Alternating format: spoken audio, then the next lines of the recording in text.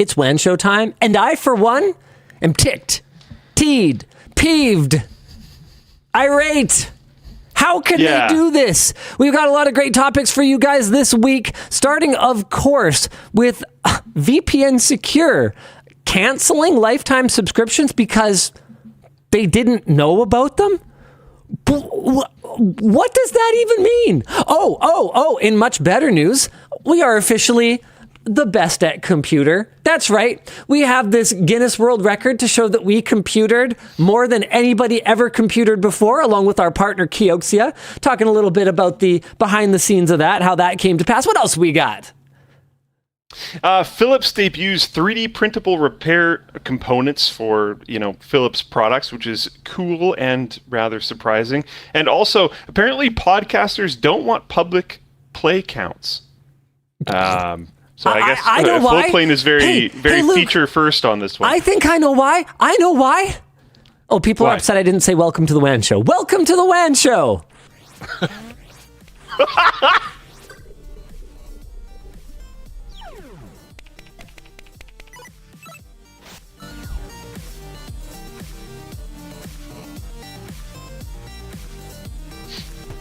It's been so many years since we actually sat on a couch. Yeah. The show is brought to you today by Vessi, DeleteMe, and Squarespace. Of course, alongside our wrap partner, D-Brand, our laptop partner, Dell, and our chair partner, Secret Lab. Technically, it was only a little bit over a year because of the April Fool's stream. Oh, I guess that's fair. That is true. Yeah, Chewy was there fact-checking us live. Oh, he said it too. Nice. Let's jump right into our headline topic, which is, of course, a lot of you in the comments on today's video on us getting, yes, my friends, it is real. The number of people that I saw being like, I thought it was a bit. I thought it was like a bit. No. It's 300 trillion bits. That's right, my friends. Thank you, Dan. We actually did get the verified Guinness World Record for calculating the most accurate value of pi, which was to 300 trillion decimal places. And I only vaguely remember how this came to be, but Luke, I kind of want to hear a little bit about how Infra has felt about this project that has been, as far as I can tell, very much in the way of things that they've been trying to do over the last, I would say months, but realistically it's been more like years. So yeah, and loud. I will tell you that the project started in the same way that a lot of projects start around here. And you guys probably remember back when we did the $1 million PC.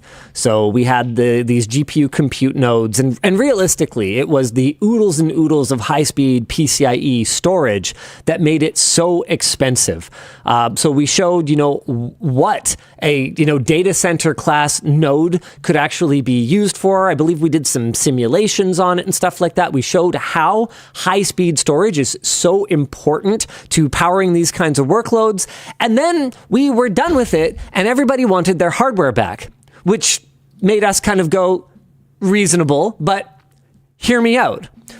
What if we keep the hardware, and since we've got it, we do something really cool with it?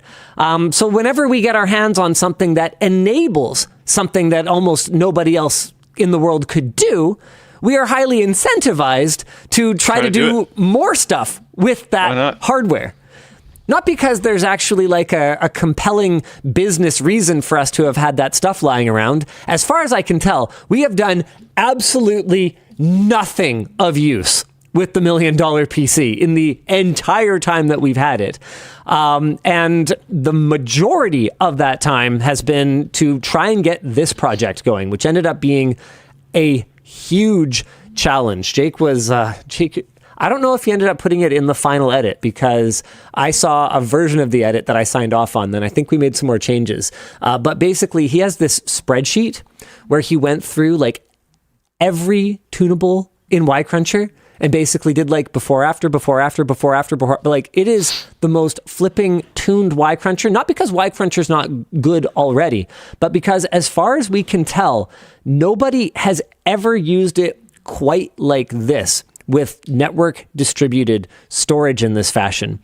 So that's how the whole thing started. We were like, hey, we should try to find something else to do with this super powerful hardware. Why don't we calculate more digits of pi?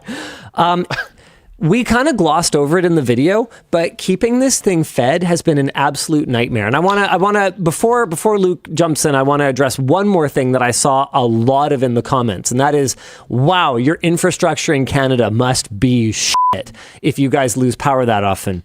Okay, couple things. First of all, in this area in particular, yeah, it does kind of feel that way. Dude, we lose power at the office alarmingly frequently, especially given that this is an industrial zone, one that they are moving a hospital into. They are literally building a hospital across the street from labs, like right there. And we have lost power, I kid you not, like somewhere between half a dozen and 10 times in the last calendar year. It has been unbelievable. With that said, when I was sorry, at a certain point in my growing up, we lived on the same grid as the hospital that we were near at one point in time, and you would just never lose power. Like the whole, everyone else would lose power and we would be fine forever. And then that stopped being a thing, and it was a sad day. It's all about priority. So, yeah, I've also found that, oddly enough, for some reason, you're talking about the infrastructure around us isn't that great. I find I lose power less than the office does. Oh, dude, this area... Like, my current residential setup is more resilient than the office area. This area is the pits. However, in their defense, there is kind of a good reason for it. This part of the Lower Mainland is quite built out, but not built up. So it's quite spread out. It kind of sprawls. And our power lines, because of that, were cost effectively constructed on wooden poles, right? So our power poles and our telephone poles, they kind of share infrastructure, and they're just overhead power lines. So if you've ever been to Vancouver, you might know that we are known for having, for not just leveling all of the trees in our cities, which is nice, you know, beautiful even, you might say. Beautiful British Columbia, that's what it says on our license plates. But it is a bit of a double-edged sword. And when we have a windstorm, which, hey, you know, just like the rest of the world, seems to be happening a lot more frequently around here these days. I wonder if there's some kind of thing that might be contributing to that. I don't know. It's a great mystery, at least for, you know, half of the world that can't figure it out.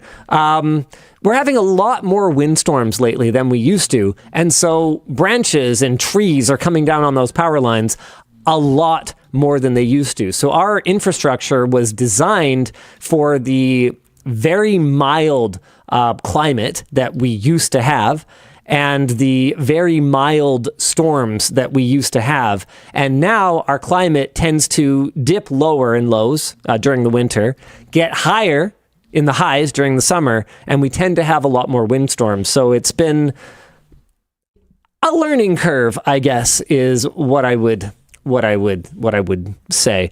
That doesn't mean I'm happy about it. It wasn't great that we lost power a bunch of times during the Pi attempt, and also just generally lose power a lot.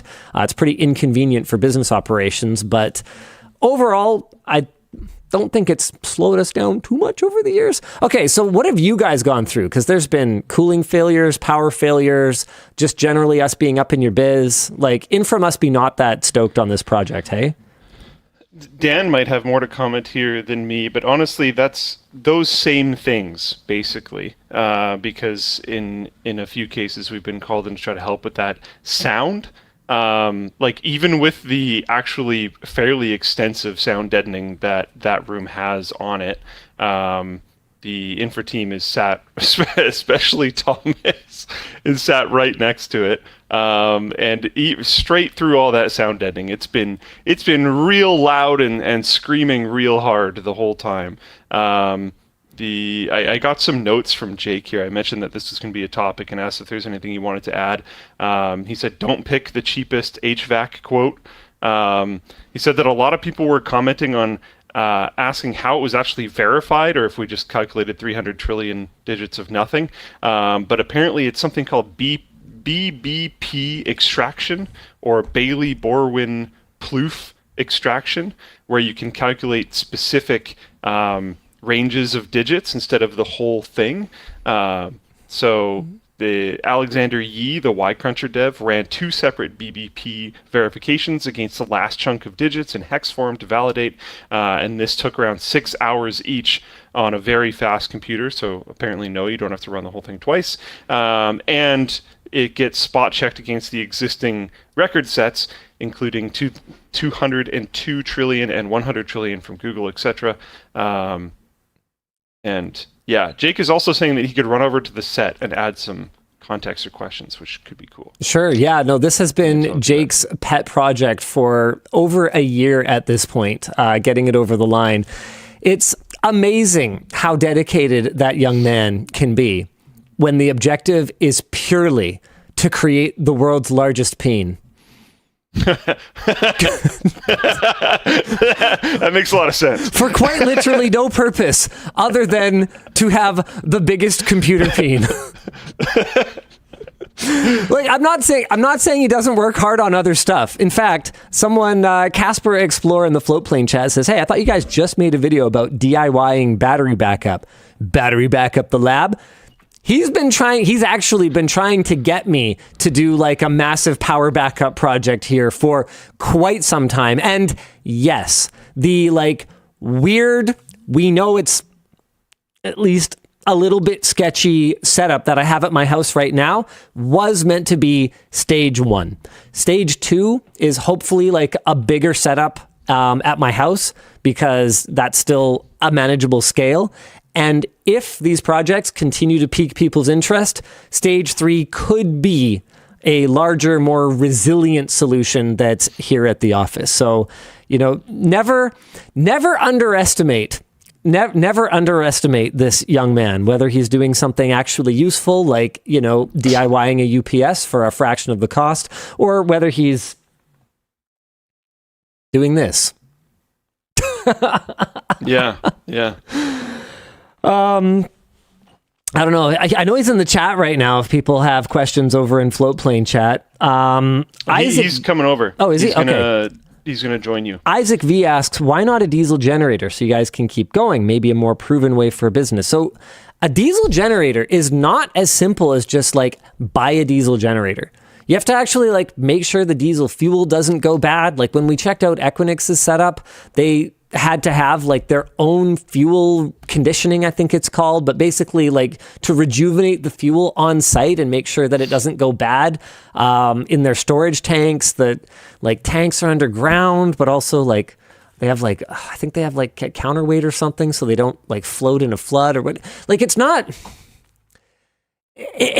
that simple to do an entire building diesel backup, and it does take ongoing maintenance, and the actual business disruption of our occasional power outages is not that high. Like if it goes out for an hour or two, we can just be like, okay, well, realistically all we can do is lean or clean, so find one of those things to do. And a lot of the time it's out overnight. Like it hasn't, you have to do a business like cost analysis. Okay. If you guys have questions, Jake's going to sit in Luke's chair. You're going to go around? Yeah. Okay. He's going to go around the back. I mean, that's a path. That's a path that people can take. I tried to warn him. He could have just quickly passed in front of this camera, but instead he decided to take, you know what? Hi. How you doing? Where are the headphones? In the corner behind you. What? Wow. I was expecting you to arrive right today. Here. If you guys have any questions about the whole thing, feel free to throw those over in the Floatplane chat. Brother. What? Oh.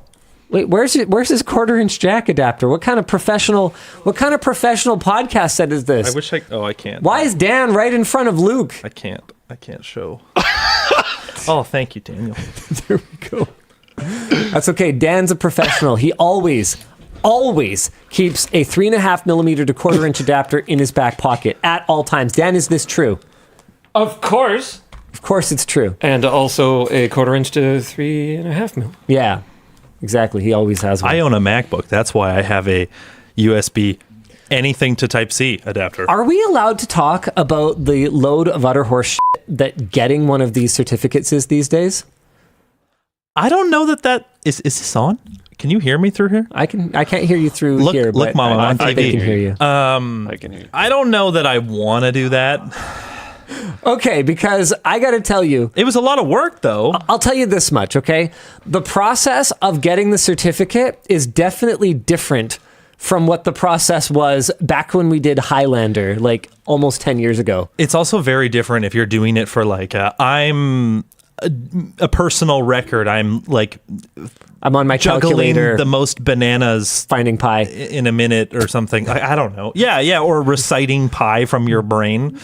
You don't usually, I think you don't have to pay money, or it's not a very large amount of money, but when you're doing something that's corporate, it's corporate, advertising. yeah. So they expect to get paid for it. And and a lot. yeah, not 300 trillion digits have paid, but more than 2, There's a password on this laptop. more than 3. I don't know. Can you get multiple? More 'cause than I know 4? we have the world record thing for Highlander. You don't have it? Do you only? I thought they sent them to all the participants. No, I have one. Oh, sorry. I completely misheard you then. Yeah, no, I said I know we have one. But Yes. like how many of that do you have? One? Pi. You can get as many as you want after. We have this you one. should probably and, get more than one. And then I ordered like a paper one because I wanted Linus to have a worse one. What the heck? What? You're cheap, so like What the you wouldn't heck? have wanted to pay the $50 for the frame. You know what the worst Am I part wrong? is? You know what the worst part is? He's laughing because it's true. You know what the worst part is? That is 100% what I did the first time. Yeah, because that's in your office. It totally is just a piece of paper. I was looking at that the other day. I was like, oh, that's the Highlander one. Yeah, it's the cheapo one. Bro, you can buy that frame on Amazon. Not that I support Mr. Bezos, aside from when he trips and falls. Oh my god. Okay, hold on. Okay, I want to play a game. Okay, Dan, you're part of the game. I would like you to guess for each of us how many times we've watched Mr. Bezos eat shit. How many times we've watched the clip. Okay, so each of us has to kind of think and write down what we think it is. How many times we think we've watched it. And if you watch it on loop, each loop counts as one. Each loop counts as 1. So hold on, let me think for a second. Okay, if you show it to someone else, how many views does that count as? Is that just 1, or does it like count as a multiple view for you? No, I think that's your one. Okay, that's view. just 1. Okay. Okay, I got my number. All right, I think I've got Linus some gets too. a cheat because did you show it on WAN Show? No, get, like- I don't. Did we? Yes. Oh, we did. Oh, I didn't count Do you that one. get like hundreds of thousands? No. It only counts as 1. It counts as 1. Okay. I mean, does it count as like half of one just because you're short? Okay. Let's see how well Dan. I look small right now. Because Luke has a big torso, right? Yeah. And you yeah, just- yeah. My chair is lower than Linus's. Okay, Dan. That's weird. Okay, So Dan. each loop counts. Each loop counts. All right, so for Linus, I'm going to say around 120. Oh, come on. That's not realistic. Is it not? Who would have time for that? I mean, like spread out over many, many weeks. Like we watched it maybe 4 or 5 times on the WAN show at least. Did we? Yeah, it was funny. I don't know if we watched it that many times. Jake, maybe I'm going to say, I don't know, 20, 30, something like that. No, not that funny. And But do you want me to say, or am I waiting? I guess waiting. And then maybe Luke like 10 to 20 times or something. Do you think Luke... Dude, what? Whoa. Okay, all right. Okay, so we have a bit of a problem here because I put down 7, but I forgot that we watched it multiple times when we were looking at it on WAN Show. So realistically, I'm probably closer to 20. We also watched it like 10 times during writers' meeting. I don't think I was there for that one. Yeah, you might have been in the car still or something. Did you guys really? Oh yeah. Yeah, we were analyzing like, how did he biff this? Oh, he's just bad at walking. Dan said 10 to 20 for me. The number that I came up for myself was 15. 15. So. Okay, so Dan nailed you. What I didn't pretty good. realize originally is that it's not like a short what? loop. Pause. Oh, I missed it. it's not. It's like it's not a loop. It's like a video that you have to scroll back on. Yeah. So maybe 120 is probably a little bit. Yeah, that's probably You a don't lot. just watch the. Well, no, I mean, people have. I mean, I did rewind like. Yeah, the yeah, moment. but it Can we was just manual. Show the people. No. That's, I don't want to get copyright strikes. This is transformative, baby. No, I don't want to get a copyright strike over it. Dude, From Daddy Bezos. Dude, we've been copyright striked for like showing game trailers. Well, that is like the one thing that you get copy striked Yeah, for. it's ridiculous. Not even man. just Nintendo Or ones either. Just being Pootie Pie. Dude, it's literally promotional content. It's literally ads. Can we copy strike Linus Tech Tips? It's an old meme, but it checks out. I like it. It's good. It's pretty good. I got it. I followed. Chat says yes, we can. What All right. were we supposed to be talking about right now? Oh yeah, The what's your number? record. What's your number? What's your number? I'm gonna go with like Dan. I think Dan was right. It's probably 20 times, Probably. and a about good 20 like 15 Yeah. of those was just the first time I saw it. It's just on repeat. Dude, it's so funny. It's so funny.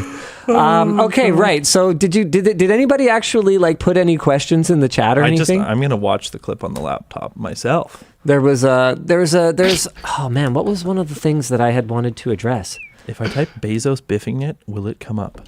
It did. It did. What was we're the still most on that. annoying thing about working on the Pi record, Jake? Honestly, I think the power outages are one thing. I would go with when we were near the end, like in February, March timeline, the AC was just crapping its pants with no suitable explanation. So this is an amazingly engineered system. Okay, so it has error codes. They're little lights, not stored anywhere. They're just blinking lights. Yeah. Nice. And they're Enterprise. They're on both sides. So if there's an error with the outside unit, it blinks the light on the outside unit, which means you have to go outside, get on a ladder, take the thing off to see it. The inside unit also has error codes. If it shuts off, like, when you're trying to do a world record and you really need the bloody AC to turn back on, so you go flip the breaker and come on, turn back on, the codes go away forever. And there's no history, nothing saved. So you know what happened the first 7 times? We had no idea what was wrong with it. Nice. Literally none. And even the HVAC guys were like, I don't know. Come on! You're like $250 an hour. What the heck? Anyways, it ended up being that the AC system had basically no refrigerant left in it. It was supposed to have I don't know, I don't want to say a number because I don't know the actual number. Let's say it's 10 pounds of refrigerant supposed to be in this loop. Right. There was 0.6. I don't know how this keeps happening. Do you know how many times they had leaks in that one mini split system in the server room over here? It's probably leaked a dozen times. Yeah. Okay, and I'm not even trying to be a jerk about it. Yeah. Right? Because it's easy, right? It's easy to look at someone else's job and be like, it can't be that hard. Professional athletes. How'd he miss that? My grandma could have kicked that in. Whatever, right? That's easy to do.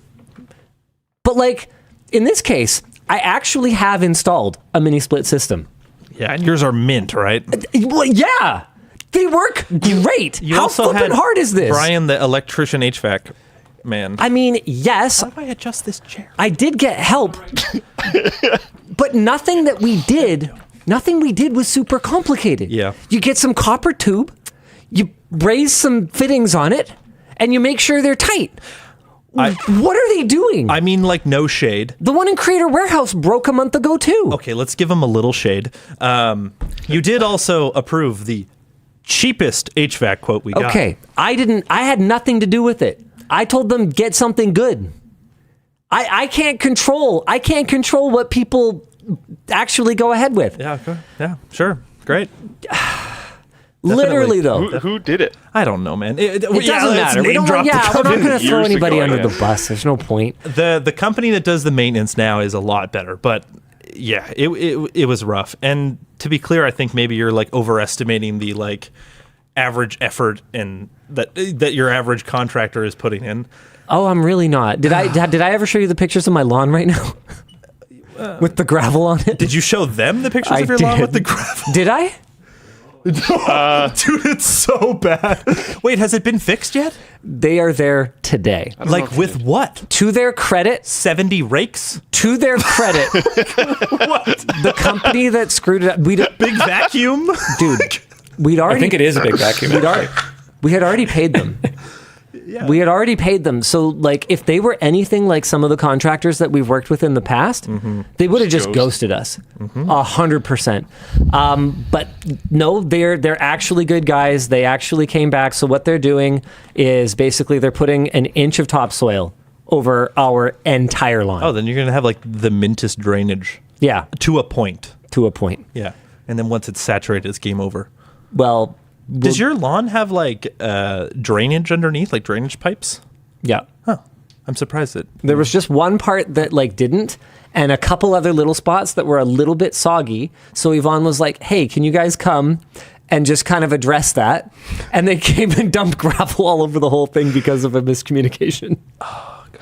So what happened was the company whose job it is to just deliver like wheelbarrows of crap to a job site. Oh, I see where this is. They got it wrong. And then the guys that were just like the guys to just spread the stuff over, they didn't question it because they were like, why would they deliver the wrong thing? And then when the super shows up on the site, he goes, oh my God, what happened? I'm laughing at both this story and Jeff Bezos falling on my laptop on repeat. He's got to get his count up. Well, okay, so one thing is, Linus said we weren't going to go off the rails I'm watching on the show. Oh, yeah, you got my laptop going here? Oh, yeah, this is great. We're not even I've got my sort of Subway talking about Surfers doing my job. He was just too excited. So what did you promise at the start of the show, Linus? That we were going to stay on the rails. All right. We have not stayed on the rails Are you today. getting on an airplane like tonight? Don't worry about it. I haven't seen a lot of questions about the pi stuff. Oh, I got one that I saw merch is, why message. didn't you calculate it to pi? Now that everyone has said that, Yeah. I'm like, wow, I'm an idiot. Yeah, we should have done that. The Yeah, thing or like is, to 300 trillion 69 or something. Like why the round number? so there's a few factors here. It's like the main concern is your storage space, right?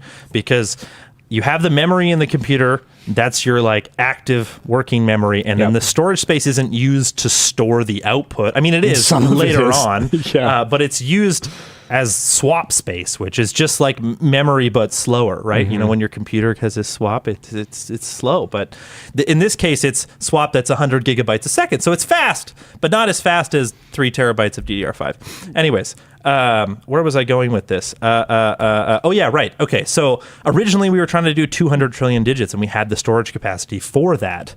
And then when we were trying to do 300 trillion digits, we were like, we're going to have 98% of the we were going to use 98% of the capacity. Right. Okay. But I later found out, like right before the run, you don't actually have to output both sets of digits. So traditionally people would output the hexadecimal version, which is what is actually calculated by the program, and the decimal version. The decimal version is longer, takes up more space, but that's what you would traditionally read, 3.1415, blah, blah, blah, blah, blah. Right. The hexadecimal format wouldn't really like mean a whole lot to most people until you base convert it. But you don't have to output it. So I disabled it, which saved us like 120 terabytes compressed. So we could have used that extra space to calculate 14 trillion more digits.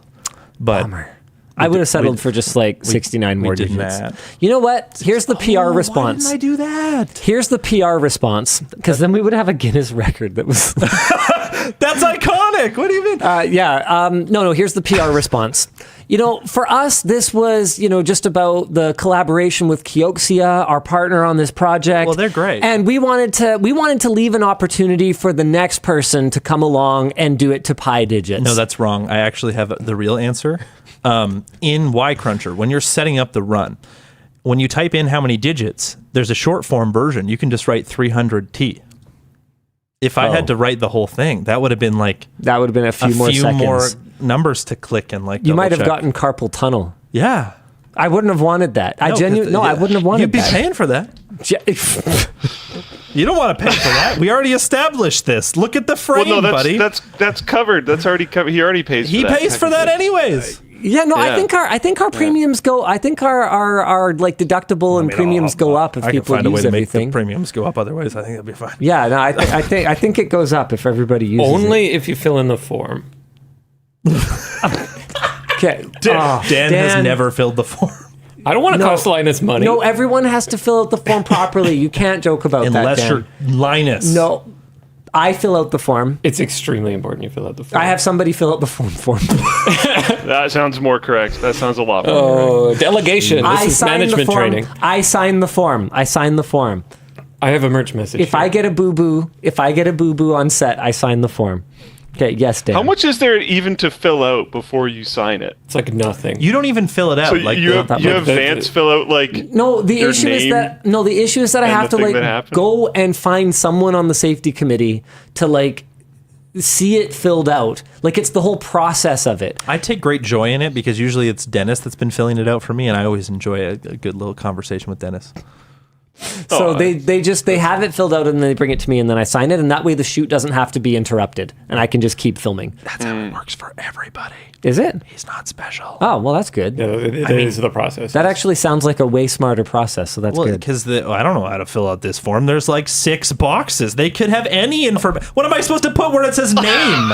They fill it out for you, yeah. Where did you get your cut? What were you doing? Are you filling the parking lot? What's my Scrape address? knee. I don't know. It hurts. Here's your Band-Aid. That will cost us an extra $1,000 a month in premium. My favorite Okay. field is how are we going to prevent this in the future? I have literally written. I have Be actually less dumb. I have filled it out for myself a few times, and I have literally written "not do that again." Does that qualify? Is that good enough? I think so, because like if the cause is just that I was stupid, Just No, I think general they're looking incompetence. if it's you were stupid gloves and or you've never done this thing before and you don't need to do it again, then I think it's fair to just Don't be like, well, drill through your hand. Why did you do it in the first place, Luke? Gosh. I think I didn't know. Yeah, It was a learning. I didn't know it would hurt. Yeah, Okay, sorry, Dan. You want to hit us with a merch message? Yeah, how much I electricity had did to it shove a cost? fork in the socket. I mean, probably more than what was shown in the video because that didn't. Well, actually, no. I put a year. Yeah. Okay, so that's probably about right. Yeah, well, I don't even remember. I blocked it. It was like I blocked think it from that, my mind. Just for your reference, just so Yeah, you can thanks. re-sear this into your brain. I believe what the calculator said was like $8,600 Canadian. That is wild. I mean, Nobody tell him about the Boink project going on right now. we can take some solace in the fact that this is more useful than mining a lot of cryptocurrency. So at least there's that. Or is it- as useful. Is it? Oh, I see. It's Okay. as useful. I was like, ah! There are equally pointless things that we could have burned Gonna ask, fossil like, what- fuels for. What do people use that many digits of pi It's for? nothing. You don't. It's Yeah, I didn't like think something. so. I think what people have been saying is like NASA, even in their craziest calculations, use like 34 digits or something like Yeah, that. and you can calculate something, the entire size of the universe To an atom. to the size. Yeah, with like a couple dozen, a few dozen digits of pi or At something. least that's like what the YouTube comments tell me. We know how accurate those are. Yeah, well, Engineers use like Yeah. they just round it to 4. Yeah, they round up. It's like good enough. Will Schwami, by the way, made the point better than I possibly could have as to why, no, we are not printing this out.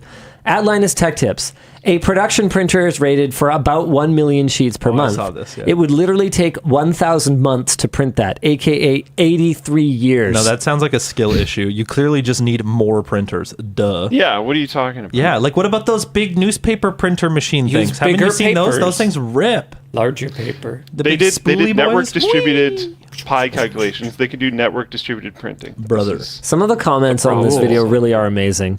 As a mechanic watching this video and trying to understand, it made me realize what other people hear when I talk about cars.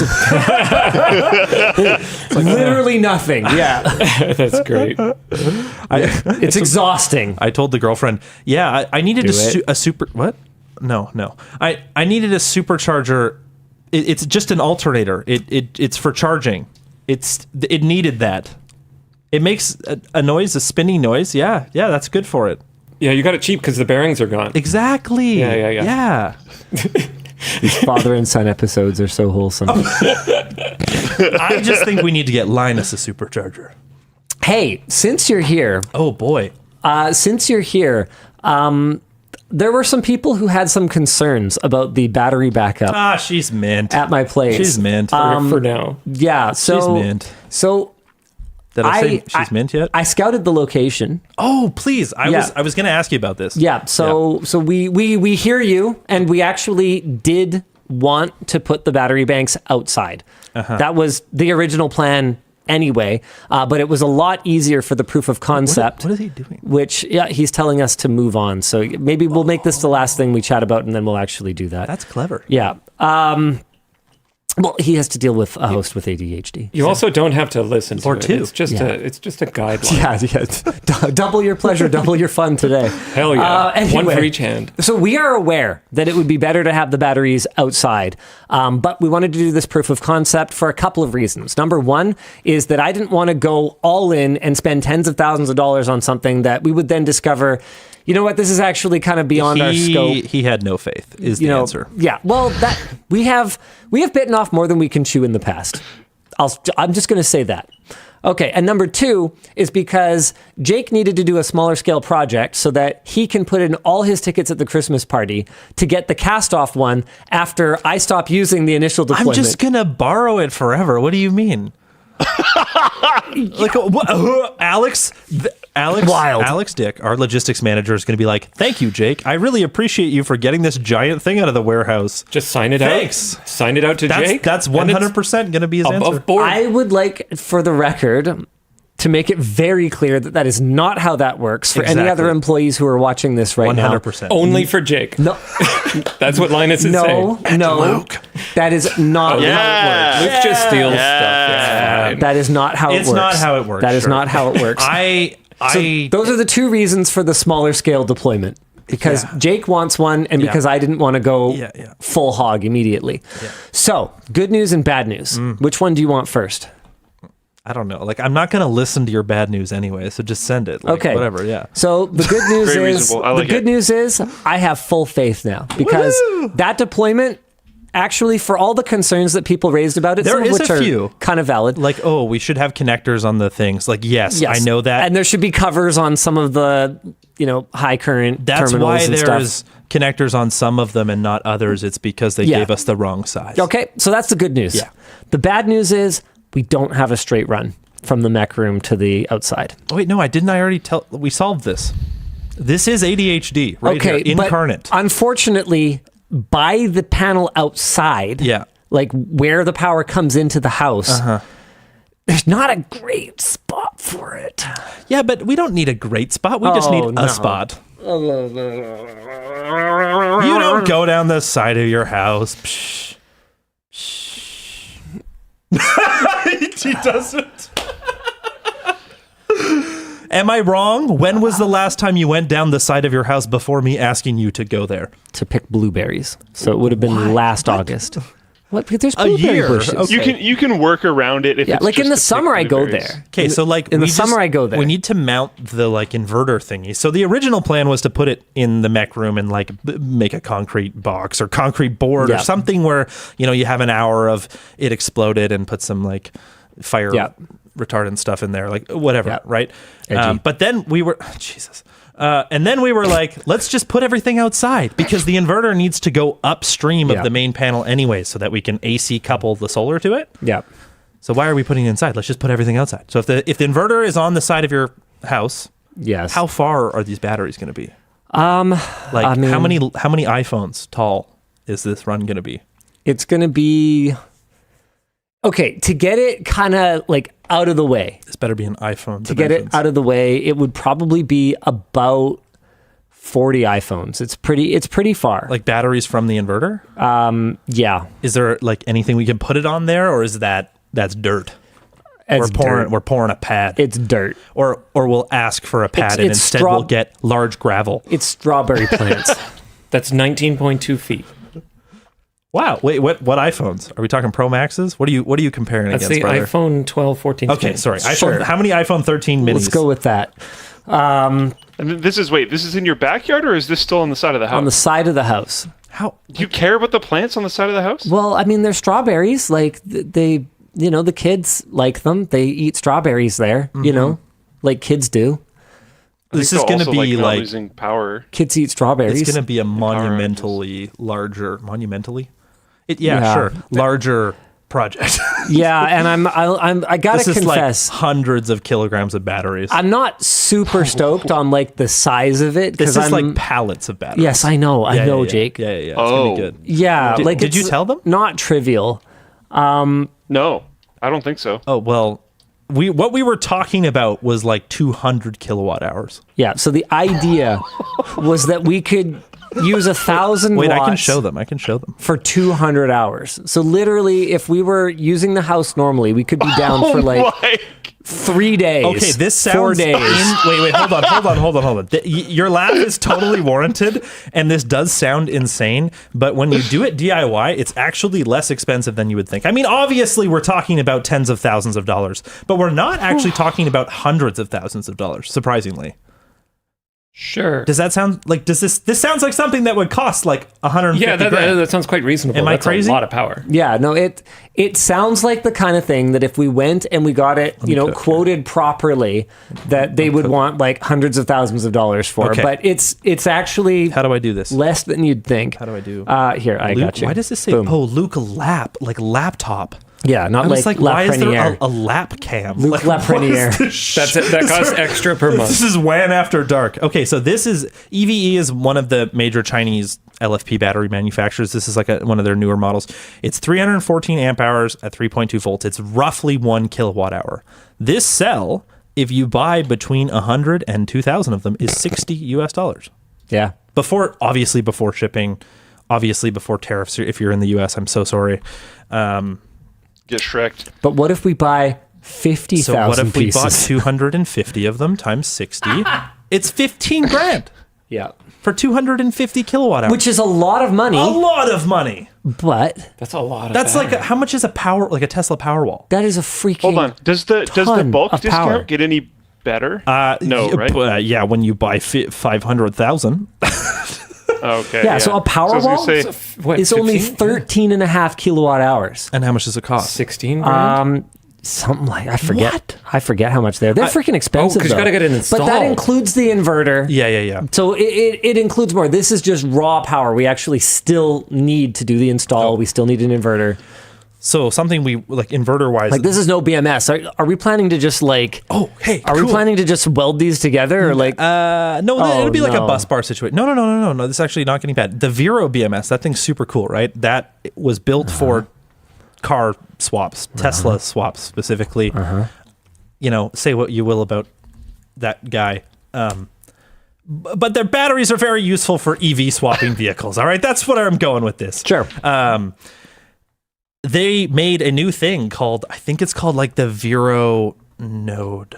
Oh, hold on, let me look it up. He'll figure it out. Yeah. Okay. It's not out yet, but they made here's our DIY balance board that hooks up to the main thing. So you buy these, and then I think they support like, I don't want to say a number because I don't know, but like 15 cells or something like that. Right. And so they're $150. You buy, their website is down. I wonder why that is. Way to go, WAN Show. Thanks, WAN Show. I hadn't even opened it yet. Like, what the? They're quick. yeah, you They are said it. so They're too quick. Yeah, fast. just the last thing you want to do is like talk about a funny domain there we that's go. available or whatever because they're on it. Okay, so Don't do it. So 16 cells in Okay. series, which if I remember correctly, 16 times 3.2. I think that's the optimal. Yeah. So about 48 So volts 16 is usually how you want in series. So we would need one of these for each series set. So you're talking like a few grand in BMS nodes. Yep. You're talking like the inverters get way more expensive. The one we used for this project was the EG4 6K XP, whatever. But that was sized for like the rack. 6 kilowatt. And some, but like not for the house. So this is 18 kilowatts in one box, and it's $7,000. Yep. So it kind of scales almost linearly, to be honest. Yeah. They also have a cool one called like the Grid Boss, I think it's called. The Grid Boss? Oh, Flex Boss. The Grid Box is like the integration thing. This is the bigger one. And to be clear, there are also like, there's other companies that make these. The EG4 one worked pretty you good. Power your neighborhood, dude. Yeah. I don't know that we will for sure use this, but this is something that they said that they had, and that was cool. Hilarious. We might need to use like 2 or 3, though. It really depends, because you were telling me you wanted to be able to charge your car off of this. Like, you talking charging your car at full rate? Because that's a few. I don't think I would expect to actually charge my car off it. That seems stupid. I mean, That seems pretty dumb. What is it? With that said, now You could Yvonne and trickle I- charge your car off. is it a 30 amper? Very little. I think it's a 30 amp. Yeah. So, but is that actually the charge rate? Like, it's a 40? No, it's pretty weak. I like got the wrong ones, basically. I asked for a specific one, and then the contractors ordered a different one from the same company. And I was like, yo, that's not what I asked for. Oh, I know which one you have. It's So- the dual head one. Yeah, it's the dual head one, but they have a different one that would do full speed off of one head. But this one is the cheaper one that only does half speed off of each one. Oh, it's this one. It's the Sun Country one, right? Yeah, something like that. Yeah, okay. So it's like 40 amps total, but when you're charging 2 cars, you get 16 amps each. So this is a 7.7 kilowatt. Yeah. This is the Yeah, one. it actually takes like a minute to charge my car. I mean, to be fair, for your use case, it's probably it's fine. totally fine. But we could get some Ubiquity EV stations in there. Yeah, I'll do it eventually. I don't know if they're CSA approved yet. That could be a thing. It could be a problem. But anyways, so These that's are hardwired in. this is not that much though. No. Well, it's not that much in terms of like the rate of charge. Yeah. But just having batteries in your yard so that you can charge the batteries in your car feels a little silly. Well, it is. Right. You are, yes. Yes. Okay, I'm glad we got there. All right. So anyway, What were we supposed to be talking we're about? supposed to be doing merch messages. So Wait, I want to do one. I've never done this before. oh my God, this guy is like, he doesn't even want to go I home. got to go on a flight too. Oh yeah, right. Have you never done a packed? WAN? Not in a long time, brother. Like Christmas years ago. Yeah, nobody does WAN Okay. anymore. Yeah. Yeah, Yeah. we're on Yeah. the streak. You little So introverted boys over here. yeah, so have you packed? Dude, I did all my laundry yesterday. I'm proud. Usually Nice. I'm doing laundry at 11 p.m. the night before. Nice. Yeah. Yeah, That's me pretty too. good actually. I know. I did my laundry yesterday too. Wow. Actually, I don't want to. I'm just kidding. You were sick. You got me sick. You know, I said I'm going to be so mad if you got me sick. I'm like sniffly now, and it's Uh-oh. your fault.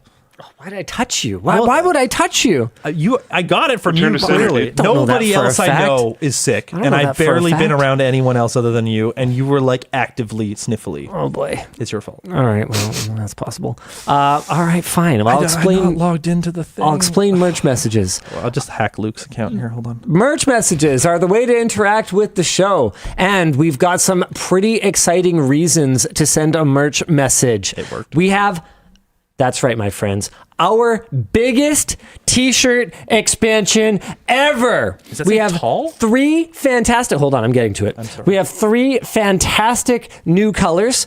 Sky, forest, and chocolate. Can I have This right here is sky. This is forest, you- and this is chocolate. Excuse me? I'm just messing with them. And you can get all of these new colors as a short sleeve Oh, that is long. or a long sleeve. You can get them in regular, and you can get them in tall sizing. Wow. Let's go. Look at his arms. Let's go. This is a medium. Look at his arms. I'm 6'2". Hey! That is crazy. Hey! Look, I'm repping the brand. On top of that, Yeah. we added tall sizing and long sleeve Way to options go, Jake. for our core colors, black and olive. So there's a whole lot of new t-shirts that you can now get at lmg.gg/t-shirt. Check it out, boys. Let's go. Man, we've got some mileage out of lmg.gg. That No domain kidding. is like $60 a year. It's affordable. I know that's a lot. Is it? Domains? Oh, yeah, that's .coms really are like expensive. $8. I don't know how much domains cost. I don't know. What could it cost, Michael? $10. Yeah, but literally it costs $10. Nobody commented about that. Okay, we also have to announce we have pre-tariff pricing on MCM at LTTStore.com, the US version. So we have pre-tariff pricing on individual magnetic cable management components this week. And if you were wondering, global customers, you already have pre-tariff pricing when converted to USD. In fact, it's actually a little bit cheaper than that. So you can shop now at lmg.gg/MCM. Check them out. There you go. Anyway, as for, what you can do with that purchase, when you add it to your cart, you can leave a merch message. There'll be a little box and it'll go to producer Dan. There he is, who will curate your message for me and Luke. Also, he's here this week for some reason. I guess so. For me and Luke, or he will respond to it himself or forward it to someone who will address it later. So, Dan, do we have a couple merch messages so you can show the people how they work? I do. I've got one here from lanky person. Yeah, lots of blank tall sizes. Why, hello, LLD. As a recently diagnosed ADHD person, what are some of the pros or cons you all find about both having and working with an ADHD person? Well, working with, Luke, why don't you answer that one? What's it like working with an ADHD person? All three of us. You guys saw it earlier where he was like, oh, we're not Stop. going to be able to, it's get too far of a run. Oh. And then it's like, no, we're putting it outside. Luke, do you have an answer? He disconnected for a second. Oh, he might Luke? just be ignoring Maybe he us. doesn't want to anymore. Frankly, I couldn't blame him. It's cool because you can, His mic's not working. Oh, bummer. like you can, it's a superpower and it is also your worst nightmare at the same time. I mean, if you being the person that's asking, I'm sure you're aware of this. You can focus so hard when you're in the zone, but when you're not in the zone, you cannot focus on. Does the button work? How do I do it? Maybe. Is it going to be a problem if it doesn't work? I don't know. Try it. I don't know. I'm scared. Do it. What was I even going to say? See, that is what it is. When And you don't get to pick when you're focused. Exactly.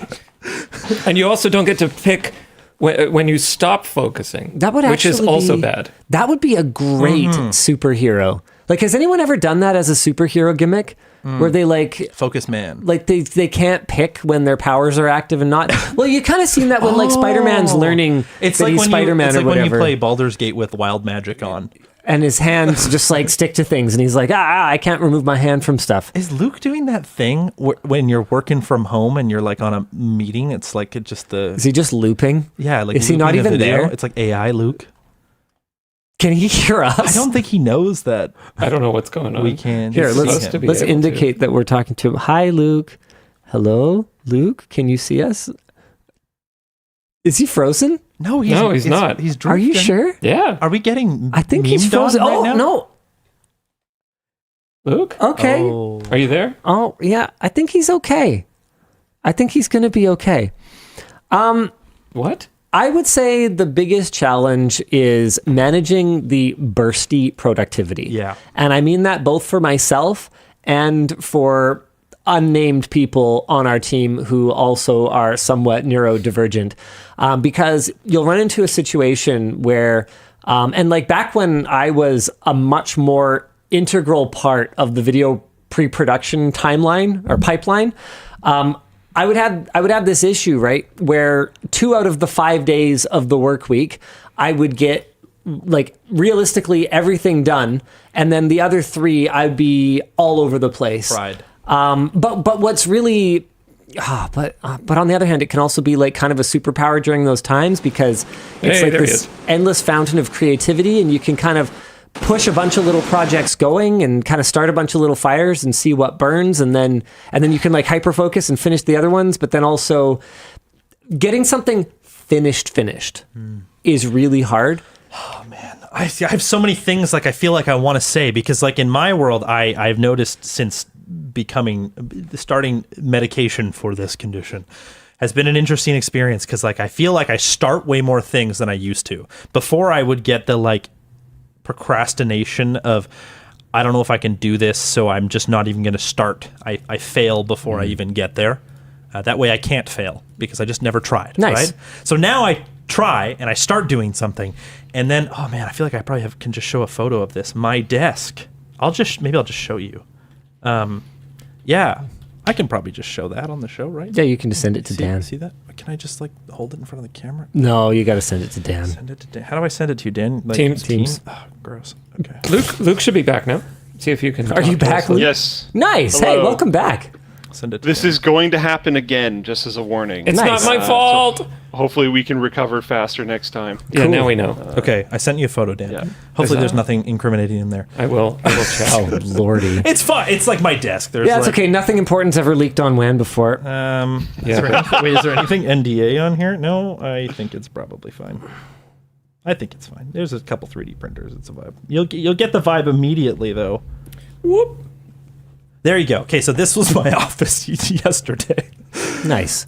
You can Oh see. no, you didn't get into like a cleaning frenzy zone, did you? Oh yeah, I did. I cleaned my. I'll Yeah. show you the after photo too. Yeah, no, I see. I knew the second I saw Wait, you that. put it away. I was going to describe things. Okay, The so second I saw that, I was like, you did the thing. You were up late tidying, weren't you? No, actually, it was during Jake Tidy. It was the lights were still on, as you can see. You see this thing right here? What, is that like a dad joke bell? Yeah. Is it a real bell? Yeah. Yeah. That's impressive. It gives him Yeah, it is. dopamine. How did you like ADHD? Oh, because you like Amazon ordered it while we're on the show. That right there, that black thing is like Yeah. a dry box for the 3D printer that's down here. Nice. I printed it before that I had the 3D printer. It is still sitting in parts on my Nice. desk. Now it is sitting in parts beside the 3D printer, ready to go for something I will never put together. Nice. The Prusa XL on the other side, I 3D printed an enclosure for it. Nice. The plexiglass I ordered from China is sitting in my closet, and so are the rest of the parts for the enclosure that I will definitely put together at some point. Those bins, they're all supposed to, like on the bottom, the filament storage, they're all supposed to have like little things in it to like pass the filament through. They don't. I've had them for like 2 years. So these are all things I've started. If you could see under the pile, there's like a BMW manual clutch pedal. I was going to make a short throw one. I feel like this was legit. I 3D scanned it. This is ADHD though. This is, could very well be my workspace. I love that you had the intent of having a pegboard wall. Oh, yeah. And you have one tool on it. Yeah. It's like that. That is That sounds- classic. Yeah. That's lore accurate. Yeah. That is That's classic. canon. By the way, I think your carpool mate is waiting for you. Do you want me to leave right now? You're vibing. Okay, cool. Speaking of carpool, you see the cars up there? Ah? All right.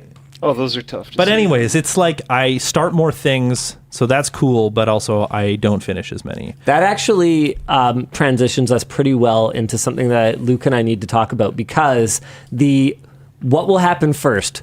Will Luke complete Final Fantasy VI, or will I finish painting my bike race? Has been heating up hard. Dude, you've been it was painting that a bike. Cold War for a long time, Yeah. and now it's guns are blazing.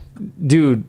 You started have that I before the Pi project, I'm pretty sure. And that took ages. Did that work? I really Yes. hope that worked. Yeah, I get to hear it God. because I'm monitoring differently. So I will say this. Do we want to talk about that later? Why don't we get through merch messages? Didn't We'll you get tell through me merch it messages first. you told me it looks Well, it's complicated. Okay, you know what? Let's talk about did it that one now. work? Let's talk about it now. Here we go. This Dan, is ADHD. Yes, it did. It did I'm work. sending you a little video. What even is this show anymore? Is there Who supposed to knows? be topics? There are topics. There's more than one, I'll tell you that. Have we done topics yet? You did one, I We think. did one. Well, You've you know been what? talking about Powerwall and garbage for an hour. That's pretty, it's not garbage. It's going to be quality. I hope. It's going to be quality. What's the worst that could happen? His Okay. house burns down. We'll just build another Yeah, one. that's what I was going to say. We'll build new children. That's content. That's content. Yeah, it's fun. Right. The cats is what I was concerned about. Okay, All so 7 of them. I got to the point where all the parts that needed to be pink were pink. I had 2 little drips.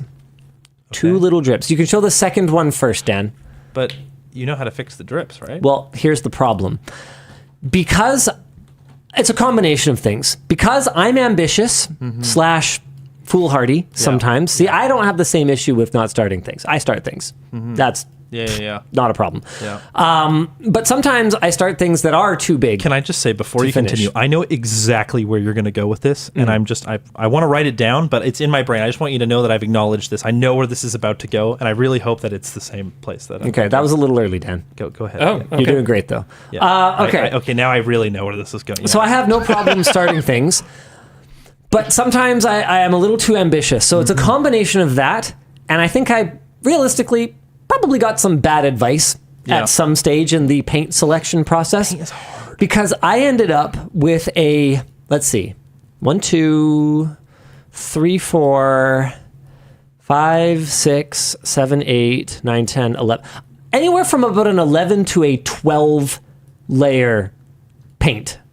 That is a lot of layers. Yeah. So we got 2 primer.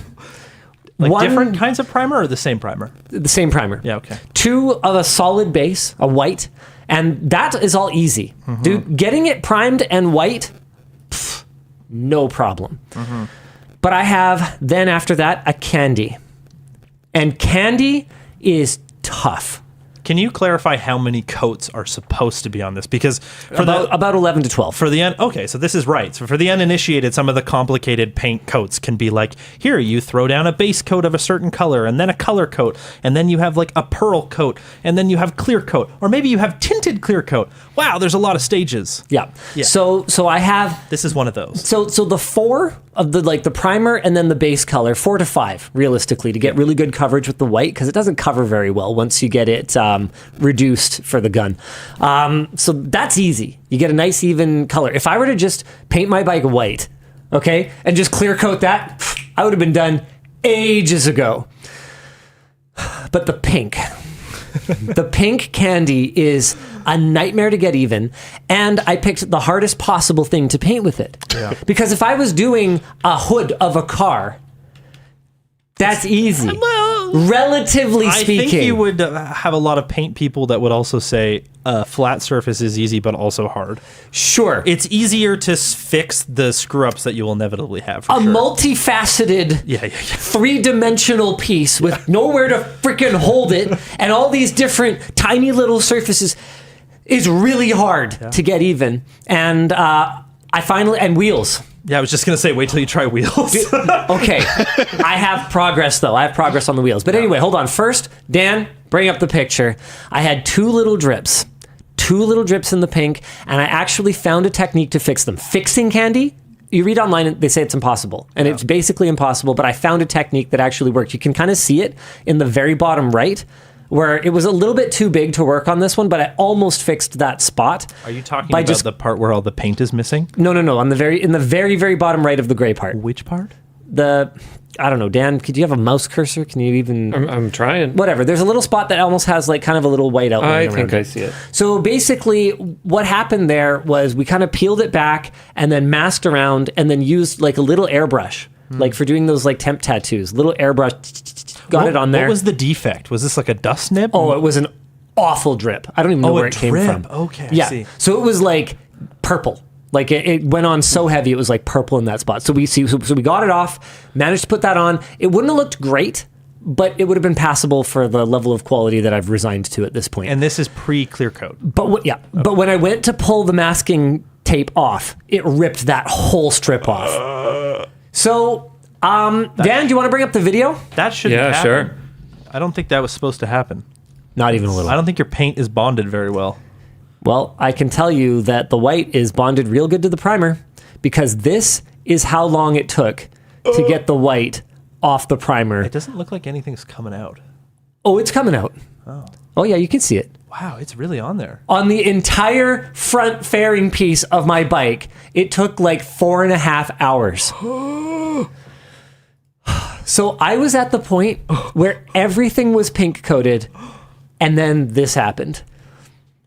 The good news is this piece is now white, needs to be sanded, white one more time, and then I'm ready to paint it pink again, and I'm not going to get a drip on it this time. And, Jake, I figured out wheels.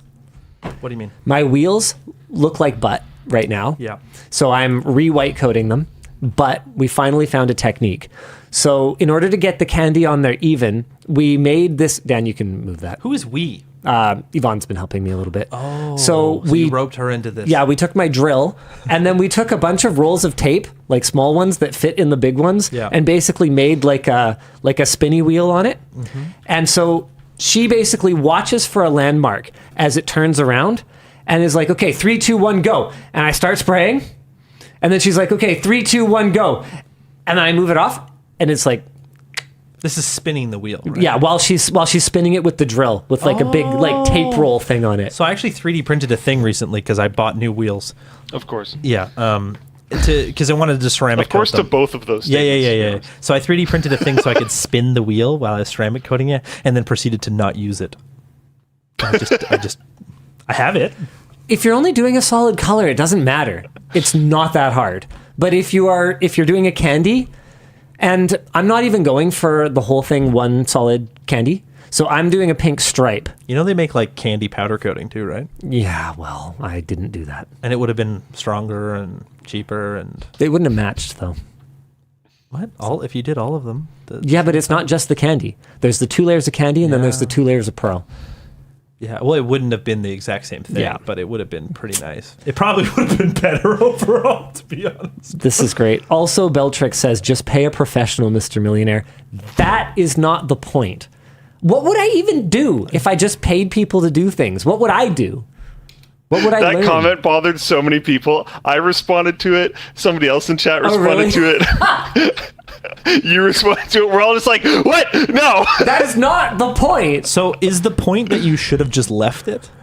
Just like left it silver? No, well, left Oh, the I 100% defect, should have done that. the drip. Could you not? Because like I've seen people do drip repairs before. I've seen techniques where they like fill the surround with Bondo and then sand it down so that you're sanding down the Bondo on the outside and not ruining the rest of it. I've seen techniques where they like just strip everything down and do it again. I've seen it where they cut it with a knife, right? So I basically did the knife thing. But the only issue is that when I peeled it up, it hadn't cured enough yet. Yeah. It was too fresh. That was bare metal, wasn't it? Because no, that was primer. Oh. So I did the same thing on my tank, and the tank worked. You actually can't find the spot on the tank. Did you not like sand enough between the primer and the top coat? So let's see. That was on the. Was it too long between? Too little between? I think it could have been too long between the primer coat, but I think it was just mostly that it hadn't been long enough since I did the pink on the white. Well, when this is done, I think it would be really fun for us to polish it. Oh God! I want you and me. We should polish it. We should. It'll be fun. It'll make it look so much better, Dude. You have to polish it after, otherwise, it's just not going to look good. You gotta get rid of all the dust nibs and stuff. Yeah, you like actually do. Like you actually need to. Yeah, that's it's gonna look like crap. That's like requirement, even if you clear coat it. Yeah, I mean, usually when a body shop polishes stuff after they paint it, it looks like crap. Like we fix so many. Like body shop tried to polish a car. Oh yeah, I have enough. So many. I have enough hours in this project that for you to say anything that sounds anything like more hours is just going to make me instantly recoil. It'll only take a couple days. You It'll should be fine. right now just put everything in a bin and go to a powder coating shop and solve your problem. That's what I'm going to do with my wheels. I'm not going Can to you bother. powder coat plastic? I don't know. I'm not aware of that. Maybe not. I mean, might that piece you melt. were looking at was plastic, so I see, okay. Yeah, you got to. Have Anyways, you tried candy? I should probably that's go. okay. should That's probably that's do part. part of the nightmare of painting a bike is that I have steel pieces, aluminum pieces, and plastic pieces. And they're going to be 7 different colors. Even though he painted it at the Apparently, same time. traditional powder coating does not work on plastic. I think Yeah, they're- I just- think it would so. melt. You have to Sensitivity bake it. I think Yeah. I've seen Yeah. fancy plastic powder coat stuff. Yeah, I'm sure, dude. There's enough material science these days. I'm sure somebody figured something out. Anyway, drive Specialized safe. industrial methods seem to something whatever. Yeah. Powder coating's cool though. All Anyways, goodbye. Okay, drive safe. See you later, Luke.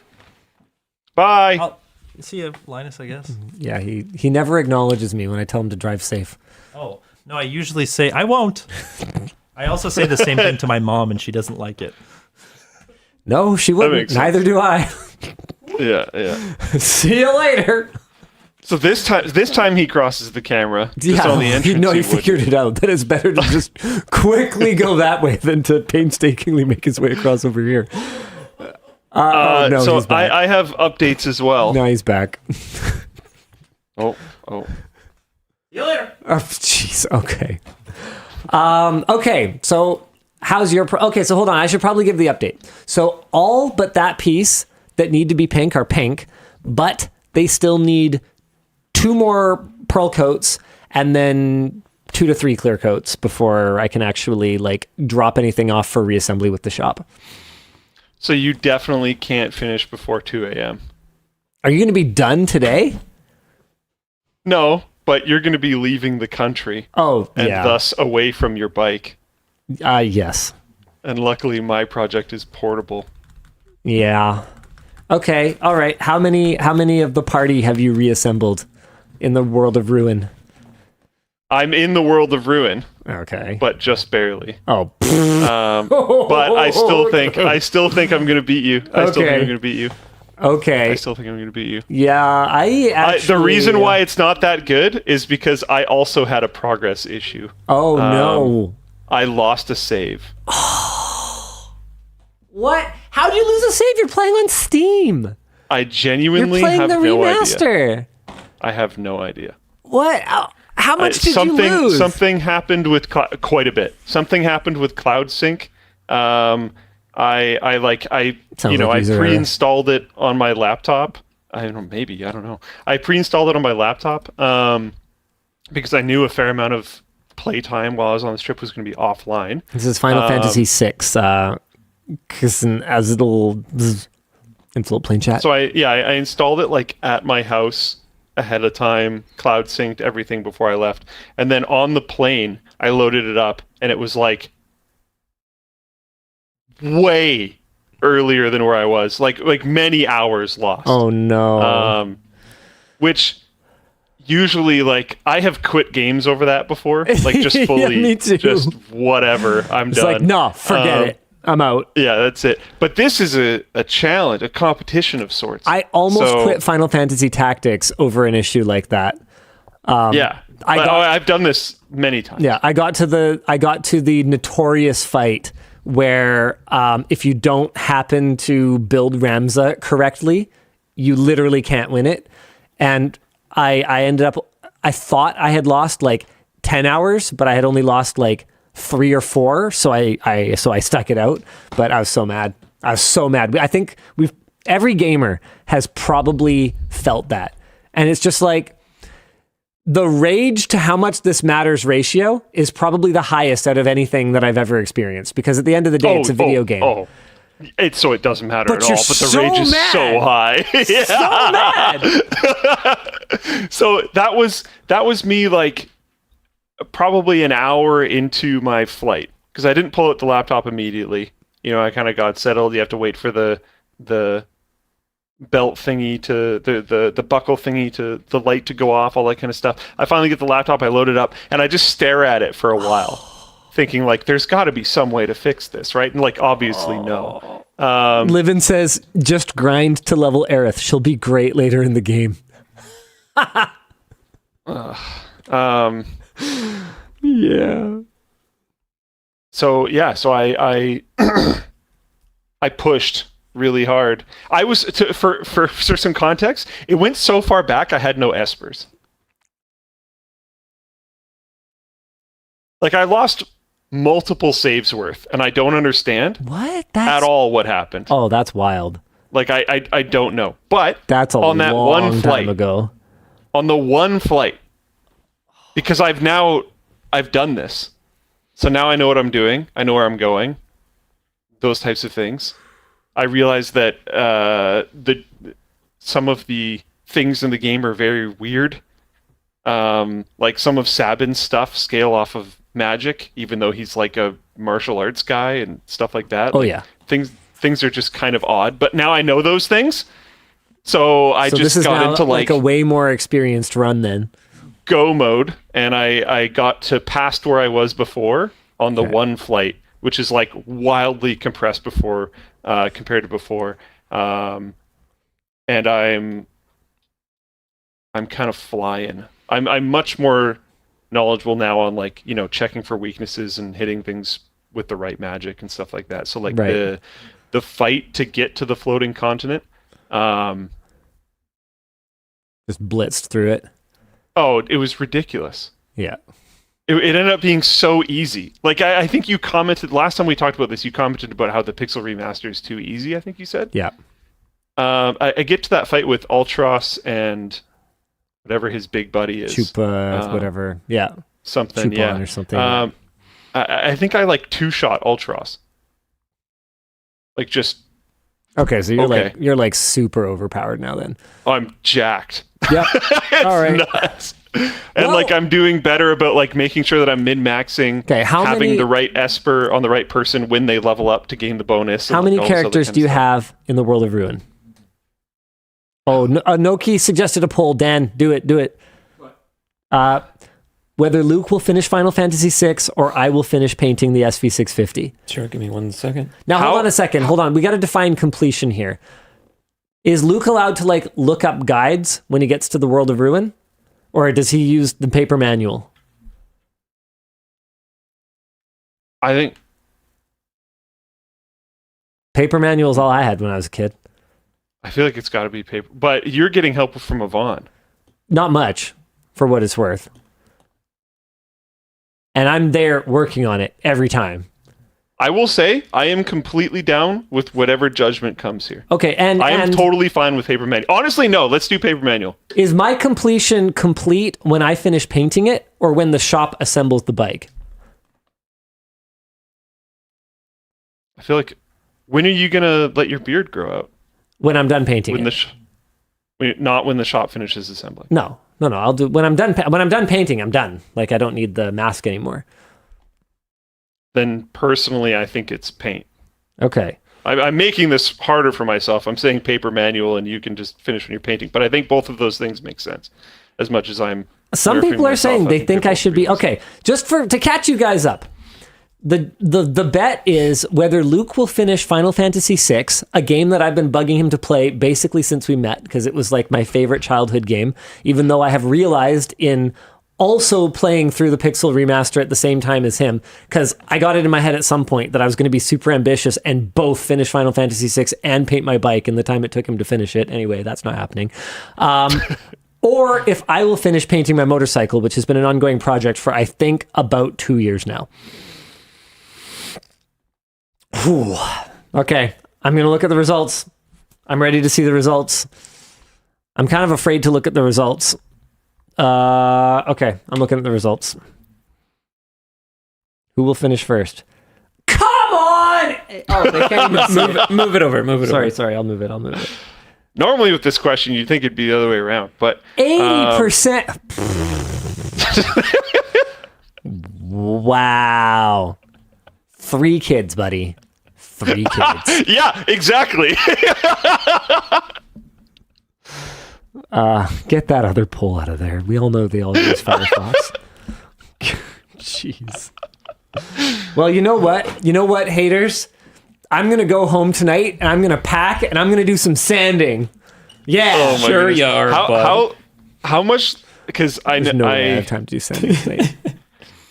No way. Honestly, when the ship flying thing was happening, when I was getting to the floating continent, yeah, I thought the game was ending. Is this your first Final Fantasy? I suppose you imagine that the final boss only has 2 phases, right? Yeah, I have no idea. The only other Final Fantasy I've played through is 8, and with 8. Yeah. I played it through on PC, so you had all the discs, so you kind of knew, right? Like there's more content coming, right? When I hit floating continent, I was like, oh, okay. I guess there's more to this. There's a lot more to it. Yeah, I kind of got that vibe. I also started kind of mulling over like, all right, well, there's like a level cap and stuff, and my level is not very high. I don't know if you're expected to hit the level cap, because in like, I don't know, a game like Pokemon, you're not at all. Okay, cool. Yeah, no, that's not even a little. Do you remember what the stakes are of this bet? Noki's asking.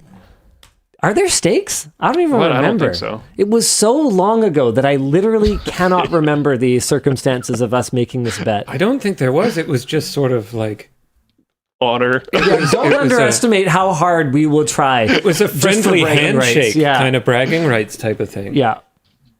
Yeah, I don't know. Honestly, I got so focused on. Zeus says maybe we should vote again after hearing you talk about how you thought the game was over and you're at the halfway mark.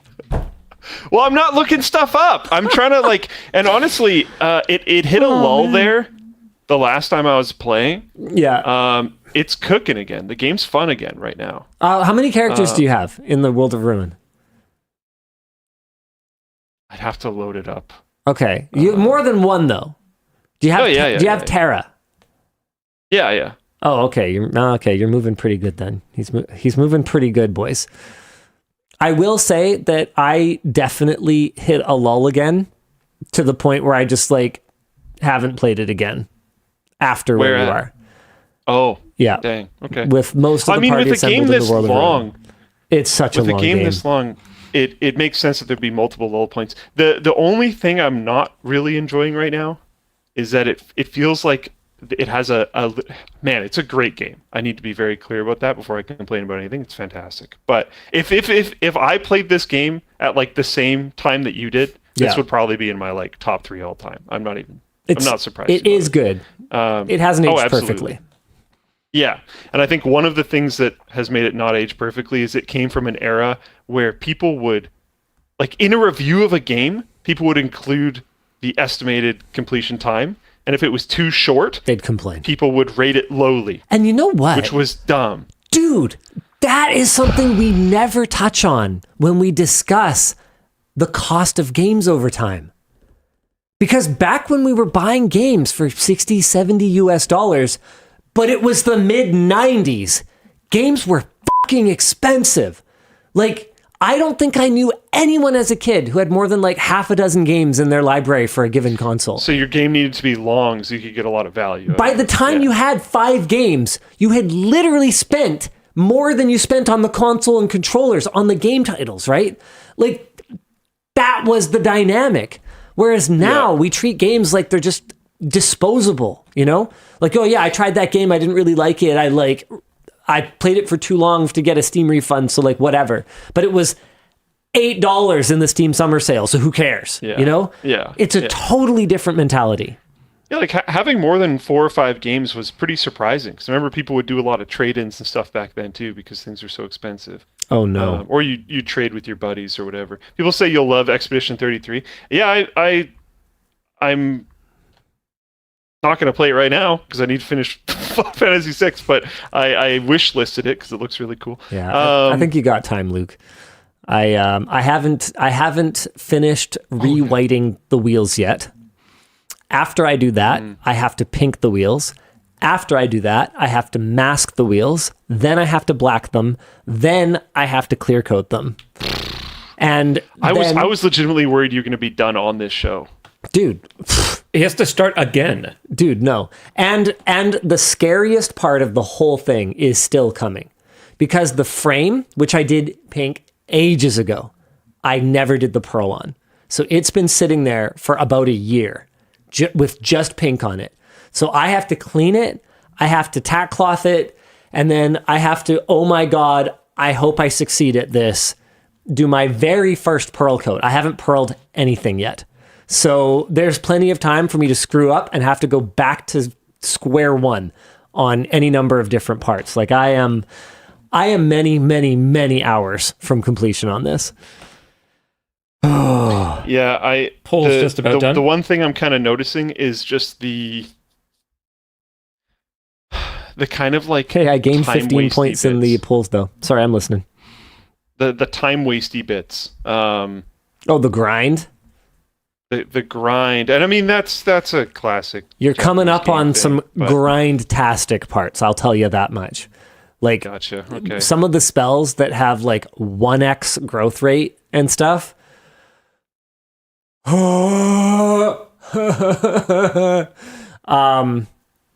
being a little bit more intentional about trying to actually use the espers to learn spells. Okay. And back to the completion thing. Does he have to get the whole party together? And I'm not even talking about like optional characters like Gogo and Yumaro. I'm talking, does he have to get the World of Balance cast back together? Or can he just like try to take on Kefka's Tower with like 8? People are saying any percent. They say any percent. You can do whatever you want. Almost everybody's saying no or any percent. But interesting. To be there's no way honest, Luke's going to play a game like that. That's hilarious. I know this man too well. I already knew the answer before I asked the question. There's absolutely no way. No shot. What was the answer? There's no way you're not going to get the whole team back together. There's just no way. Because a huge part... I was going to say I'm probably going to do it anyways. A huge part of what makes this game so special is the ensemble cast, and you kind of get attached to them. He's not going to not go get fucking Shadow. Like, you got to be kidding me. You saved Shadow, right? Of course. Oh, good. I thought he was going to say who. Yeah. Oh, no. Oh, that's so funny. I got a little freaked out about it. I did do a little worried save. Yeah. Because I was like, I don't know if this, like, he might actually just die. But I'm happy that he doesn't. So I found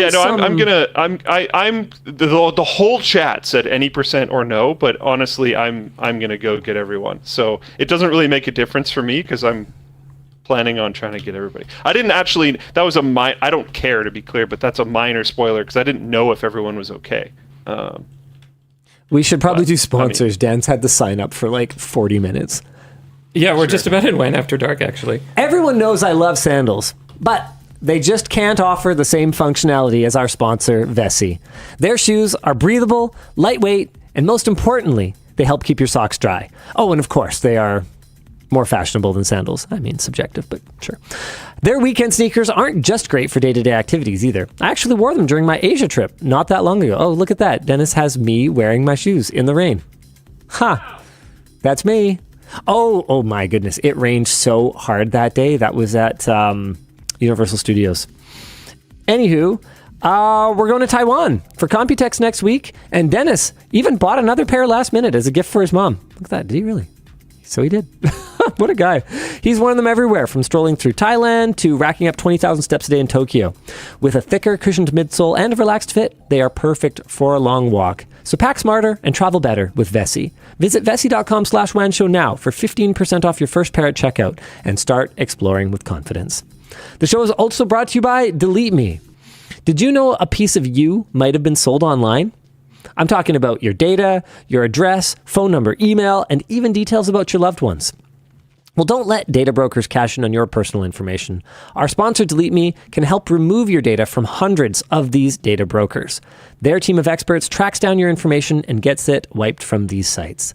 Dennis tried it out himself and found that his data was listed on 7 sites, including a lot of sensitive details. But DeleteMe helped remove them all. The removal process was simple. You sign up and their experts do the work for you. You'll receive a detailed report in 7 days. And it doesn't stop there. DeleteMe can keep scanning and deleting for you regularly all year long. So check them out using the link below and use code WAN at checkout to get 20% off. The show is also brought to you by Squarespace. Slacking off too much at your 9 to 5? Why not fire yourself up and turn your creative side hustle into your creative side into a creative side hustle? With our sponsor, Squarespace, you can create a stunning website for your business in just minutes. Squarespace is an all-in-one platform that lets you manage everything in one place, from booking photo shoots to invoicing clients to even lighting up your marketing efforts. With their beautiful layouts and styling options, building a site is as simple as dragging and dropping. No coding experience required. They also support all major credit cards and many other popular payment methods. It's so easy, we built our Linus Media Group website on Squarespace. You can check out their new AI website builder too. It helps to simplify your design process by providing custom design suggestions, text, and images. So start building your website today and get 10% off your first purchase by visiting squarespace.com/WAN. All right. It says 2 to 3 more topics. Oh my goodness, we haven't talked about the VPN firm that canceled lifetime subscriptions because, and I quote, they didn't know about them. This is amazing. Sources Ars Technica. My jaw just about hit the floor when I was reading this. In March of this year, VPNSecure customers began complaining online about lifetime subscriptions no longer working. Lifetime subscription holders then began receiving emails that stated lifetime deal accounts had been deactivated as of April 28th. An email posted on Reddit notes that VPNSecure has been acquired by new ownership in 2023 in an asset-only deal. So this new owner acquired the technology, domain, and customer database, but not the liabilities. That is a direct quote. What? Glorious. The new ownership claims that the previous owner did not disclose that thousands of LTDs, or lifetime deals, had been sold through platforms like Stack Social, and they stated that they only discovered the lifetime deal accounts months later after finding that their resources were being strained by LTD customers who provided no sustaining income to the service. Too bad! When you acquire a company, you get... Okay, hold on. VPNSecure sent out an additional email this week reiterating that the acquisition was an asset-only deal. Don't you understand? It was an asset-only deal. And after we reviewed 6 to 12 months of VPNSecure's previous financials before the purchase, the listing, profit and loss statements, and communications never mentioned these lifetime deals. Yeah, but you see the P&L. Deal, if you see the profit and loss, then what are we even talking about here? If it was an asset-only deal, it should have quite literally canceled all subscriptions. Well, yeah. Then you should have no. Subscriptions. You can't have it both ways. You can't have the monthly subscriptions, but not the lifetime. You don't get to pick which customers you acquired. VPNSecure has offered affected users discounted new subscriptions of $1.87 a month instead of $9.95, $19 for a year instead of $80, or $55 for 3 years instead of $107 until the end of May. Here's a suggestion. How about you not buy anything from a company that treats you so disrespectfully? There's an idea. And I'm not even going to poison this segment by mentioning another VPN that you could sign up for, because that is not the point right now. The point right now is don't give them a dime. Yeah. Not 1 penny. If you weren't worth it to them as a customer, who, by the way, already paid for the service, then you aren't worth it to them as a customer. Period. That's how this works. Since March, there have apparently been 20 pages of 1-star reviews on Trustpilot, and VPNSecure is responding on Trustpilot, acknowledging it could have communicated better with customers. No, what you could have done is not renege on a deal. Yeah, I don't think there's a way to communicate this better. I think I'm going to be pissed anyways. And it also says, like, despite not assuming the previous company's contracts or payments. Like, that doesn't sound right. They had the monthlies, right? As far as I know. Yeah, the new ownership says they kept the lifetime accounts active for 2 years as a gesture of goodwill. No, they didn't notice it. You didn't know. They made it very clear they didn't notice it. And then their third message claims the new owners didn't gain access to the customer database for months after the acquisition. Dude, I'm sorry. I just don't feel bad for you. I'm sorry. There is absolutely no right answer here, I'm afraid. I hope the incredibly low cost of VPN users was worth the 20 pages and hopefully and probably more 1-star reviews you're having now. Idiots. Who's F1 says, Luke, would you sue the company if you had a lifetime sub? Come on, we all know the answer. No. Yeah. It's so much work, and it's probably so expensive. Yeah, basically. And it's like, I think that's something that a lot of people don't necessarily consider, is that it's really easy to make a video about how you're suing someone or whatever. Actually following through on it, like to the point where there's an actual judgment and or settlement of some sort. That's like it's a ton of work and it's boring. And no one's interested in it. It's not content anymore. Only the initial announcement the big bombshell is content. Nothing else is content. So it's just going to die. And it's just, and it's like, you gotta weigh the cost benefit, right? Like, what is Luke owed? Dozens of dollars. What's it going to cost to have even an exploratory call with a lawyer? Come on. Yeah, if somebody already set up a class action lawsuit, people are asking if I would join that, and it's like, even then, man, like, what am I going to get from it? Like, if I'm going to click one button, I don't know. Sure. I don't know. I think the honestly the biggest impact thing that I could do is to obviously never bring them my business again, go somewhere else, leave that 1-star review, and try to get as many other people to do the same. Because if they have 1-star reviews everywhere, like if there's Trustpilot, but if they also have 1-star reviews on, I'm assuming they're on the app stores and everything else. Yep. If they have just 1-star reviews everywhere, then that's it. Unless they do a major rebrand, which is going to cost them a huge amount of money, and kind of ruin a huge part of the reason why they bought this company anyways. They're just like screwed.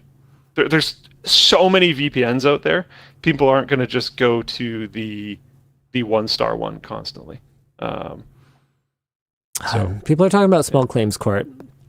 I can't speak to every other jurisdiction, but small claims court here is intended for like local defendants.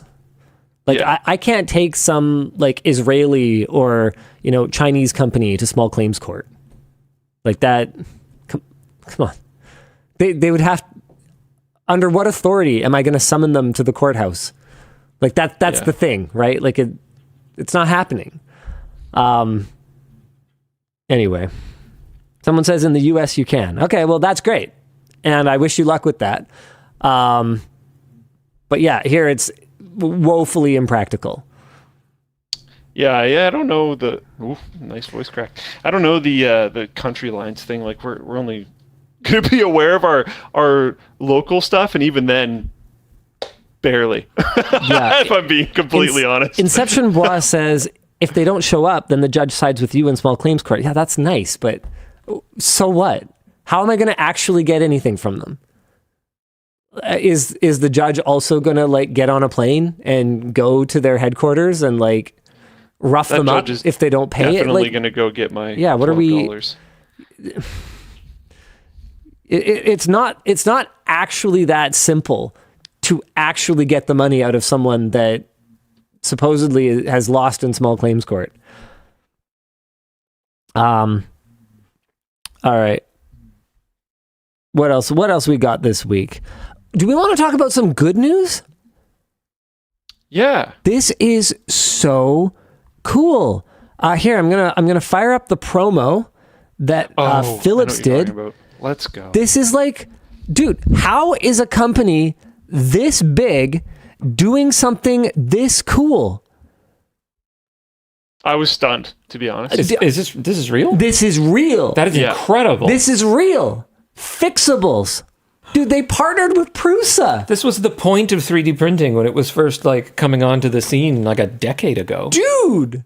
So you could just like, oh my God. You could just make Philips compatible like replacement pieces and adapters, and they've got a whole thing like look like that. Dude, this is so cool. They've got Joseph freaking Prusa in the promo for it. This is like the best news a WAN show's ever had. Right?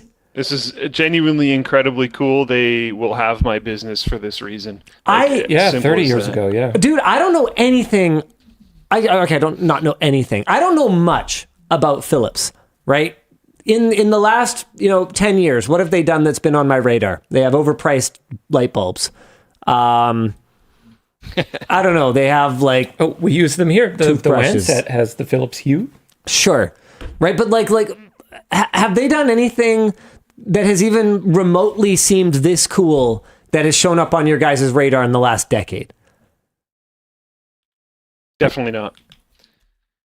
But I don't think anyone in the spaces that Philips operates in has either, to defend them a little bit. Oh, no. I'm not attacking them. I'm just saying. I know. I'm just making it clear for other people. Oh, they do a lot of healthcare stuff. Dude, this came completely out of nowhere for me. Oh, me too.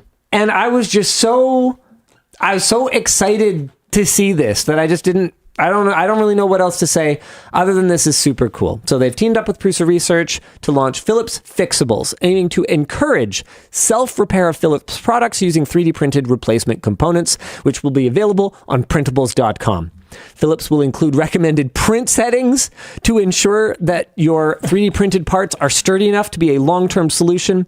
And there's only one design so far, but the website and promo video show additional 3D printed parts for Philips grooming products, and users are able to submit requests for specific parts if they're not already available. So it's baby steps right now. That's sick. In the infancy, but right now, if this is what it seems to be on the surface, I am so amped, and this is enough to significantly sway my purchase decisions between like a Philips something or an Oral-B that thing, or, you know, a Norelco shaver or a Philips shaver. Like I'm so in. Same I'm here. so in. Same here. You know what's interesting is people are talking about how apparently it's like trending on Thingiverse or whatever already.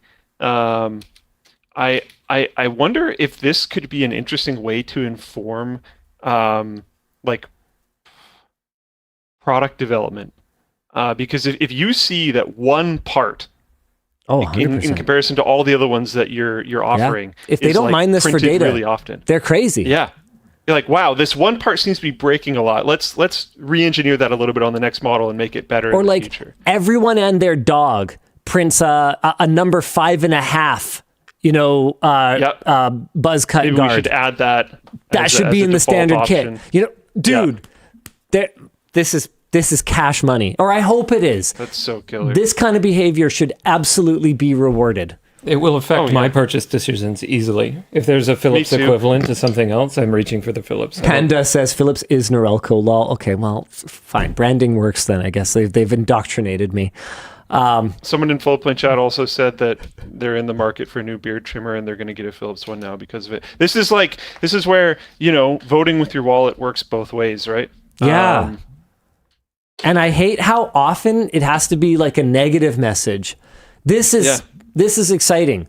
This is an opportunity for us to support this personally. Send a positive message. Like, gives me hope for the future. I was actually I went as far as ordering the replacement battery for my my electric toothbrush. I think I want to say it's an Oral-B or something like that. And I was so annoyed to discover how difficult it is to replace the battery in it. But I found out it's possible, and then I had like a video title idea in my mind that was like, my toothbrush shouldn't be this hard to fix.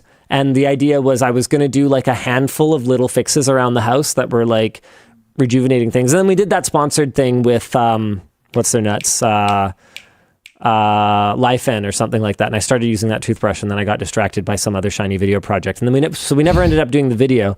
But having had that experience with that other toothbrush and then seeing Philips's attitude here, there's just absolutely no question that I would consider a brand that built that kind of impossible to repairability into their toothbrush anymore. I just wouldn't even consider it anymore. Yeah. All right. I'm looking them up right now because I wasn't actually sure of the brand of my toothbrush and shaver.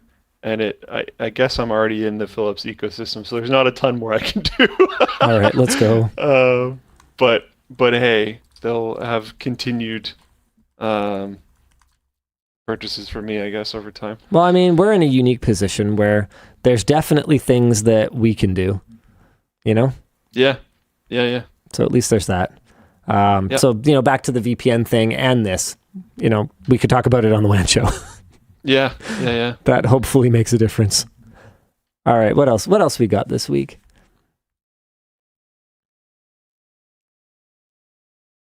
Energy Star going down? I want to talk about podcasters not wanting public play counts.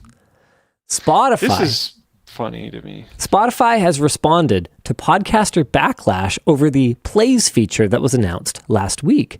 Plays was announced as a new publicly visible metric of how many times an episode of a podcast has been actively watched or listened to, rounded to the nearest 1,000.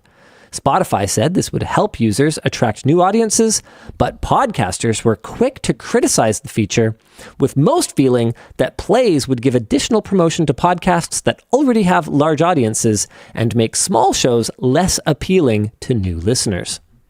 Spotify announced changes earlier today, updating the program so plays only start to be displayed after 50,000 plays and will only update at specific milestones instead of being more granular. So, Luke, Is that worse? What do you think about this? I feel like their update might be worse.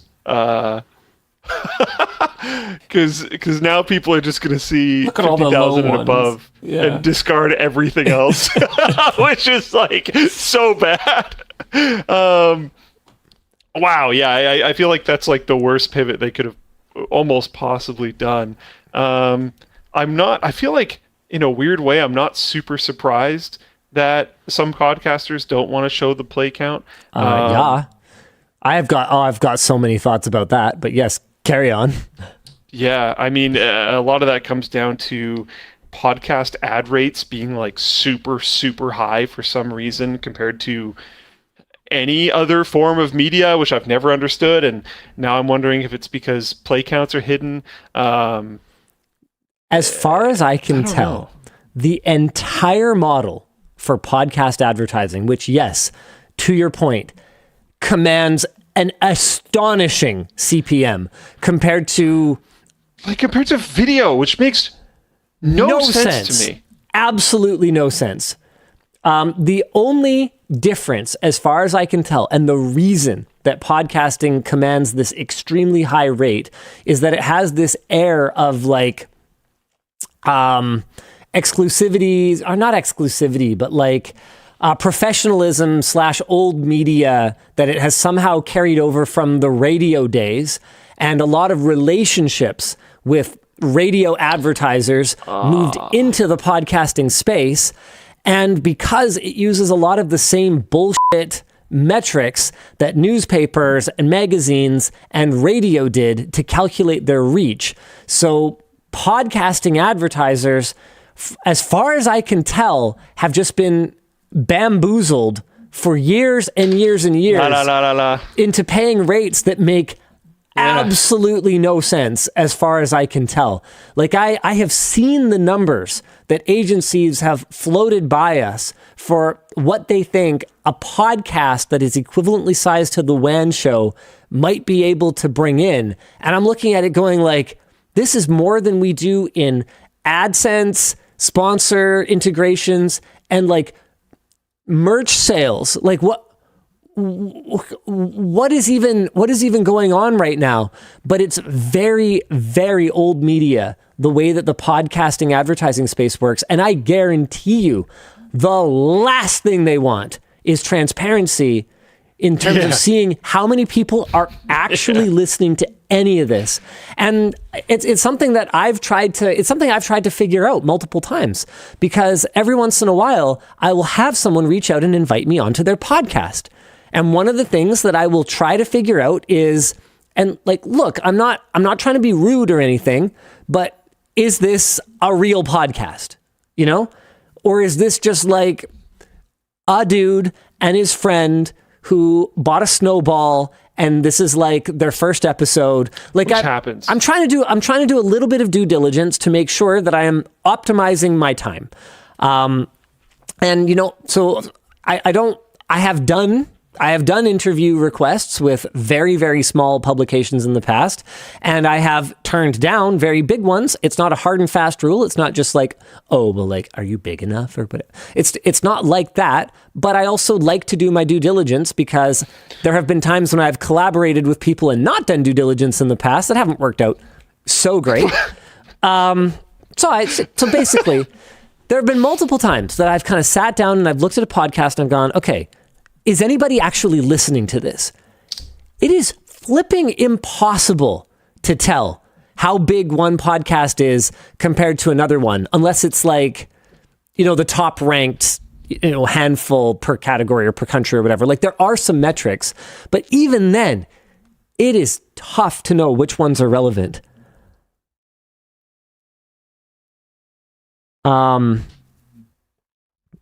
People are talking about like Fallon and stuff. Okay, no, not related to that. Yeah, not a big enough podcast, I think. No. Gonna need to question that one. So I got to tell you, as an advertiser, you're probably coming up against the same information wall where you just cannot tell if anybody is actually consuming this media or not.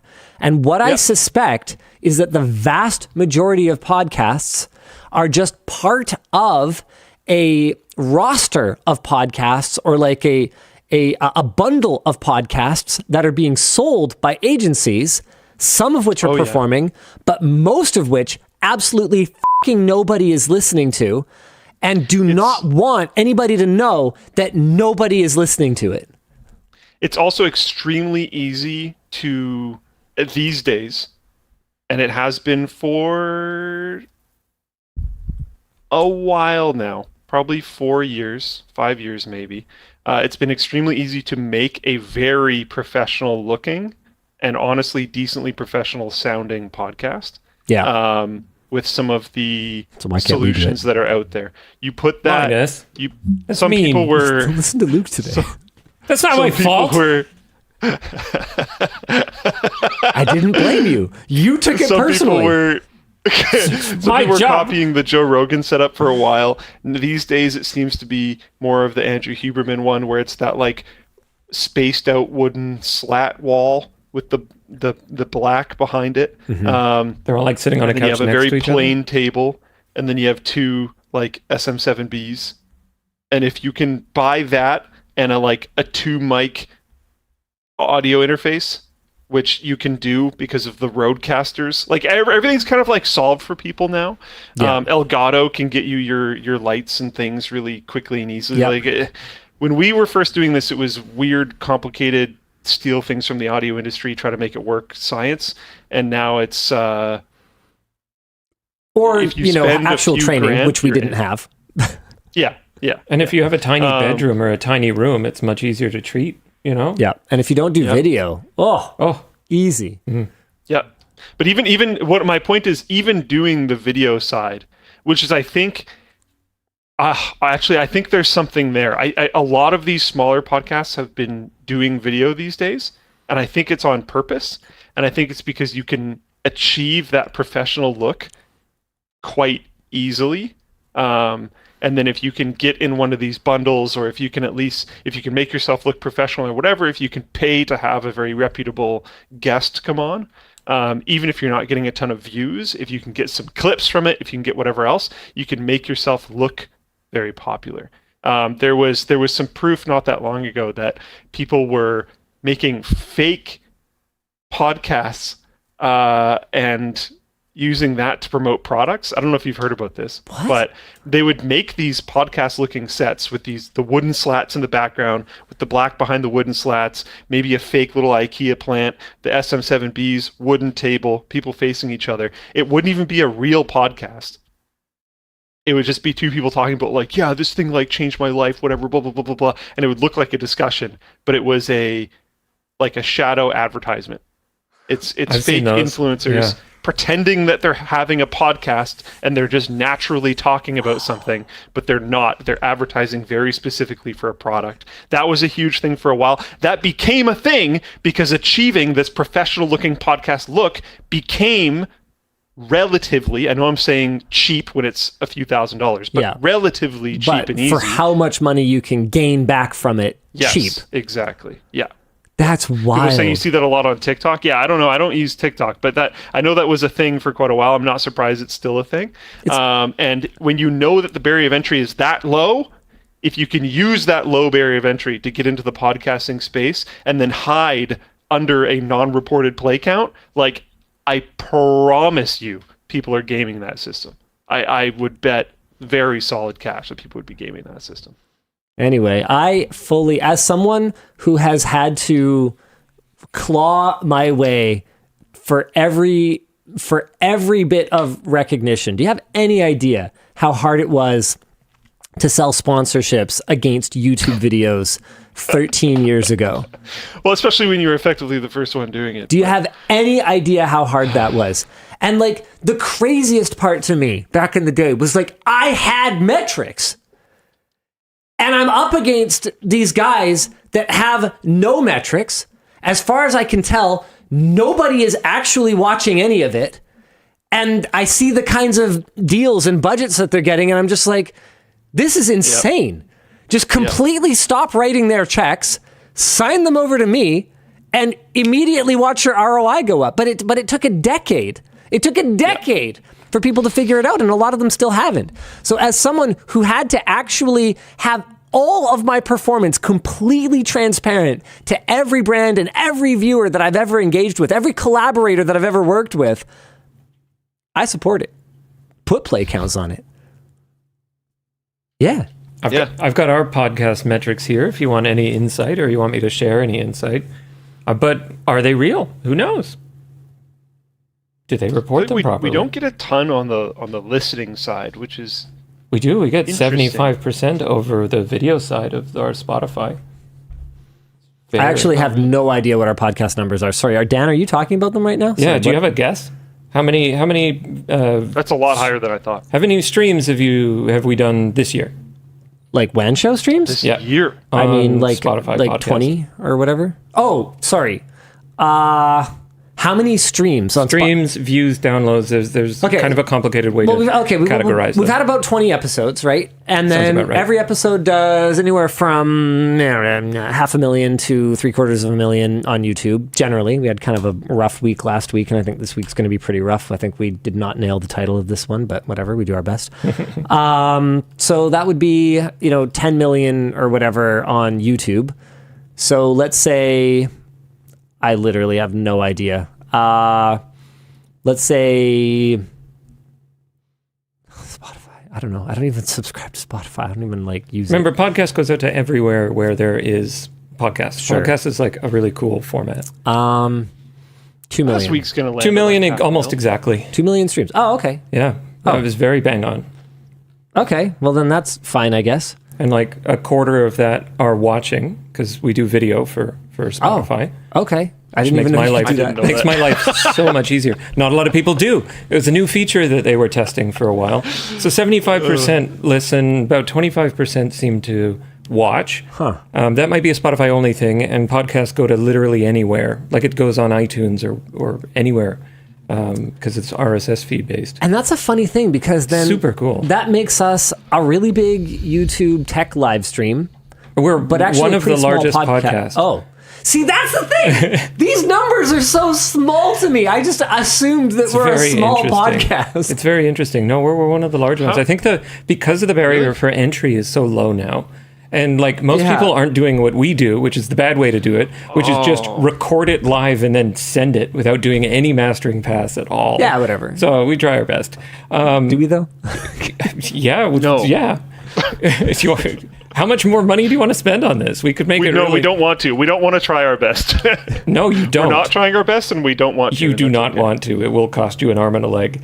But like 25% of people finish a quarter of an episode, 5% finish 3/4 of an episode, and 3% almost finish all of it. That's terrible. So that's just like a complete waste of time, and we shouldn't even bother uploading them then. No, it's pretty useful. Is it? Okay. For reasons. I won't go into. So here. It's good. I'm going to try and do this. It is good. I'm going to try and do this. Okay. So I am trying to find top tech podcasts. So because Dan pulled this statement, as far as I can tell, completely out of his butt, that we are one of the bigger tech podcasts. And I'm looking at this and I'm going, how are you supposed to know that? Dan, can you hear me? Yes. Okay, my computer's doing that thing, so I'll be back. Okay, I will mute you. Top shows. Okay, so these are these the top technology podcasts? Like Verge, I know The Verge. I know TED. Is that a tech podcast though? A lot of TED stuff is kind of tech. Wait, these are just top episodes. Why is this so obtuse? I tried to top shows. Okay, here we go. Yeah, dude, we're tiny. Unless we're not. Depends on the category. It can be a little bit complicated. I mean, this we is do get tech, rankings for us. And this is specifically on Apple Pod, because we haven't even shown up yet. Dude, WAN Show's not even top 100 according to this. Maybe not of all time, but certainly in the tech sector, I know that we're up there. But this is tech. Oh wait, charts, genre, yeah, genre 1318. I mean, we got Linux Unplugged. See, now we're getting to the point where I'm having a hard time believing, and I don't want to call anybody in particular out, okay? So WAN Show, no. Okay. Yeah, I'm having a hard time believing. Okay, I don't want to call anybody out, but who is Logan Bartlett? I just want to know who Logan Bartlett is. 4.8 stars. That's really good. Apparently, this is really good. The internet is full of influencers I've never heard of, so it's nothing personal. Logan Bartlett. Okay. So buddy uploads on YouTube. And has some very, very popular videos. First interview with Sam Altman after GPT 4.0. Okay, so that's pretty cool. I'm not sure if I believe that this podcast is bigger than ours, though, based on the numbers I'm looking at. But that's the thing is... some of the splits are obscene. Yeah, I look at everything through a YouTube lens. Like, I'm YouTube native, and everything else is just like, what? Well, okay, not everything else, but... Same way that someone will be like big on Instagram, and I'll be like, oh, are they actually big? And then check their like YouTube, because again, I'm YouTube first, and then I have to take a step back and be like, oh wait, no, this is an Instagram first creator. If this person is a podcast first or Spotify first creator, then I mean, think about something like Twitch. If you have 6 concurrent viewers, you're in top percentages. If the barrier for entry for podcasts is so low, and you can just like sit down and upload whatever you want, if you're in the top 10,000, you're doing pretty okay. Eddie Koldrick. Oh, so we're not under tech. We're under tech news. I'm working on it. Yeah, I can't find our rankings that we get. We're in the top 10.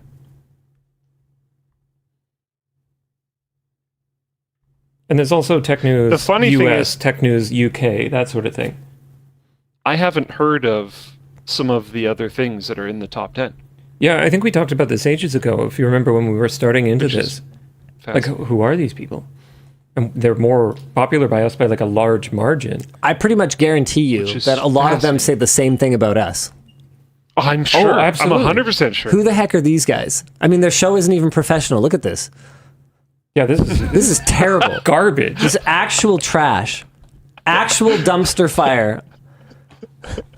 Our set that has dude wrinkles. clearly just woke up. He didn't even do his hair. What is happening? That is the least of our problems. You're wearing clothes your gaming coworker headset made. It's like it's not even a good gaming headset. Don't have RGB on it.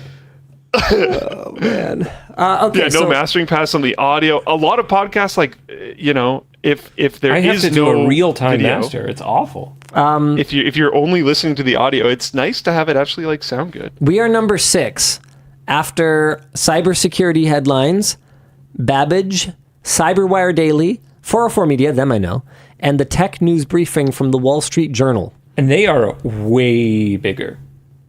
How do we know, though? Dan, I remember looking at some charts that I haven't touched podcasting in a while. But where do these charts come from? Like, do you have to pay someone for the charts? Well, Who we has get charts because we're special, because we're one of the larger podcasters.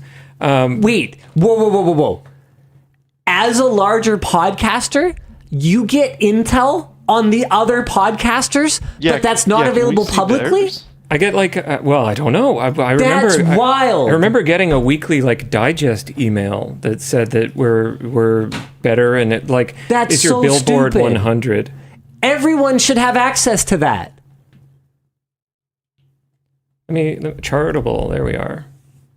Let's see. And is this When did I like get real this? data? Like, are you getting this from? Yeah, like where's this from? Yeah, I think everyone's just guessing, dude. It could think be so. lies. Let me see if I can actually open this. Like here, we can think see how many lies is people deceived. we can see how many people like rated it. That's something. Like how many people rated the WAN show? Let's have a look at our dashboard. Wow. I don't know. I don't know if I agree. I don't think it's that good. But thank you. It's very generous. let's go. Is this just buy ratings? No, because this one only has 123 ratings. What one?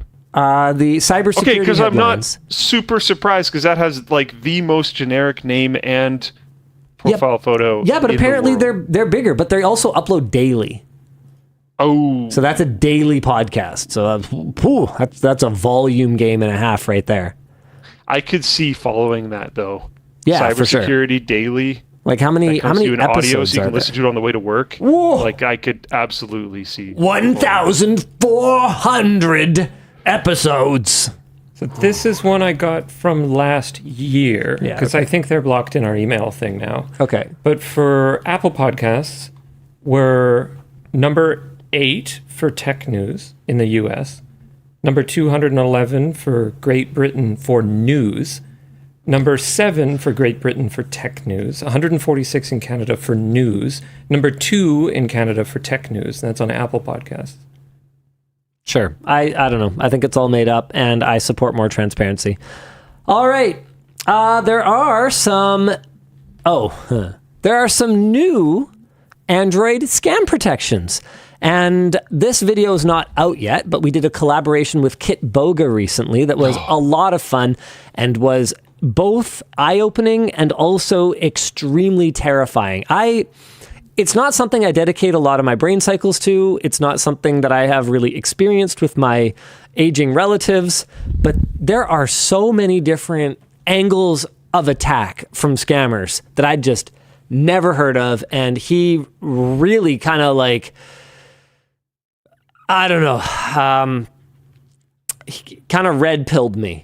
Okay, so I get it now. I am now aware of what's out there, and the world is trash, and it's full of people who are trash and are going to try and take everything from you for no reason other than that you have it and they don't. And that sucks. And thank you very much, Kit. I appreciate you very much. Anyway, at Android I/O this week, Google announced new tools in Android 16 aimed at protecting users from such scams.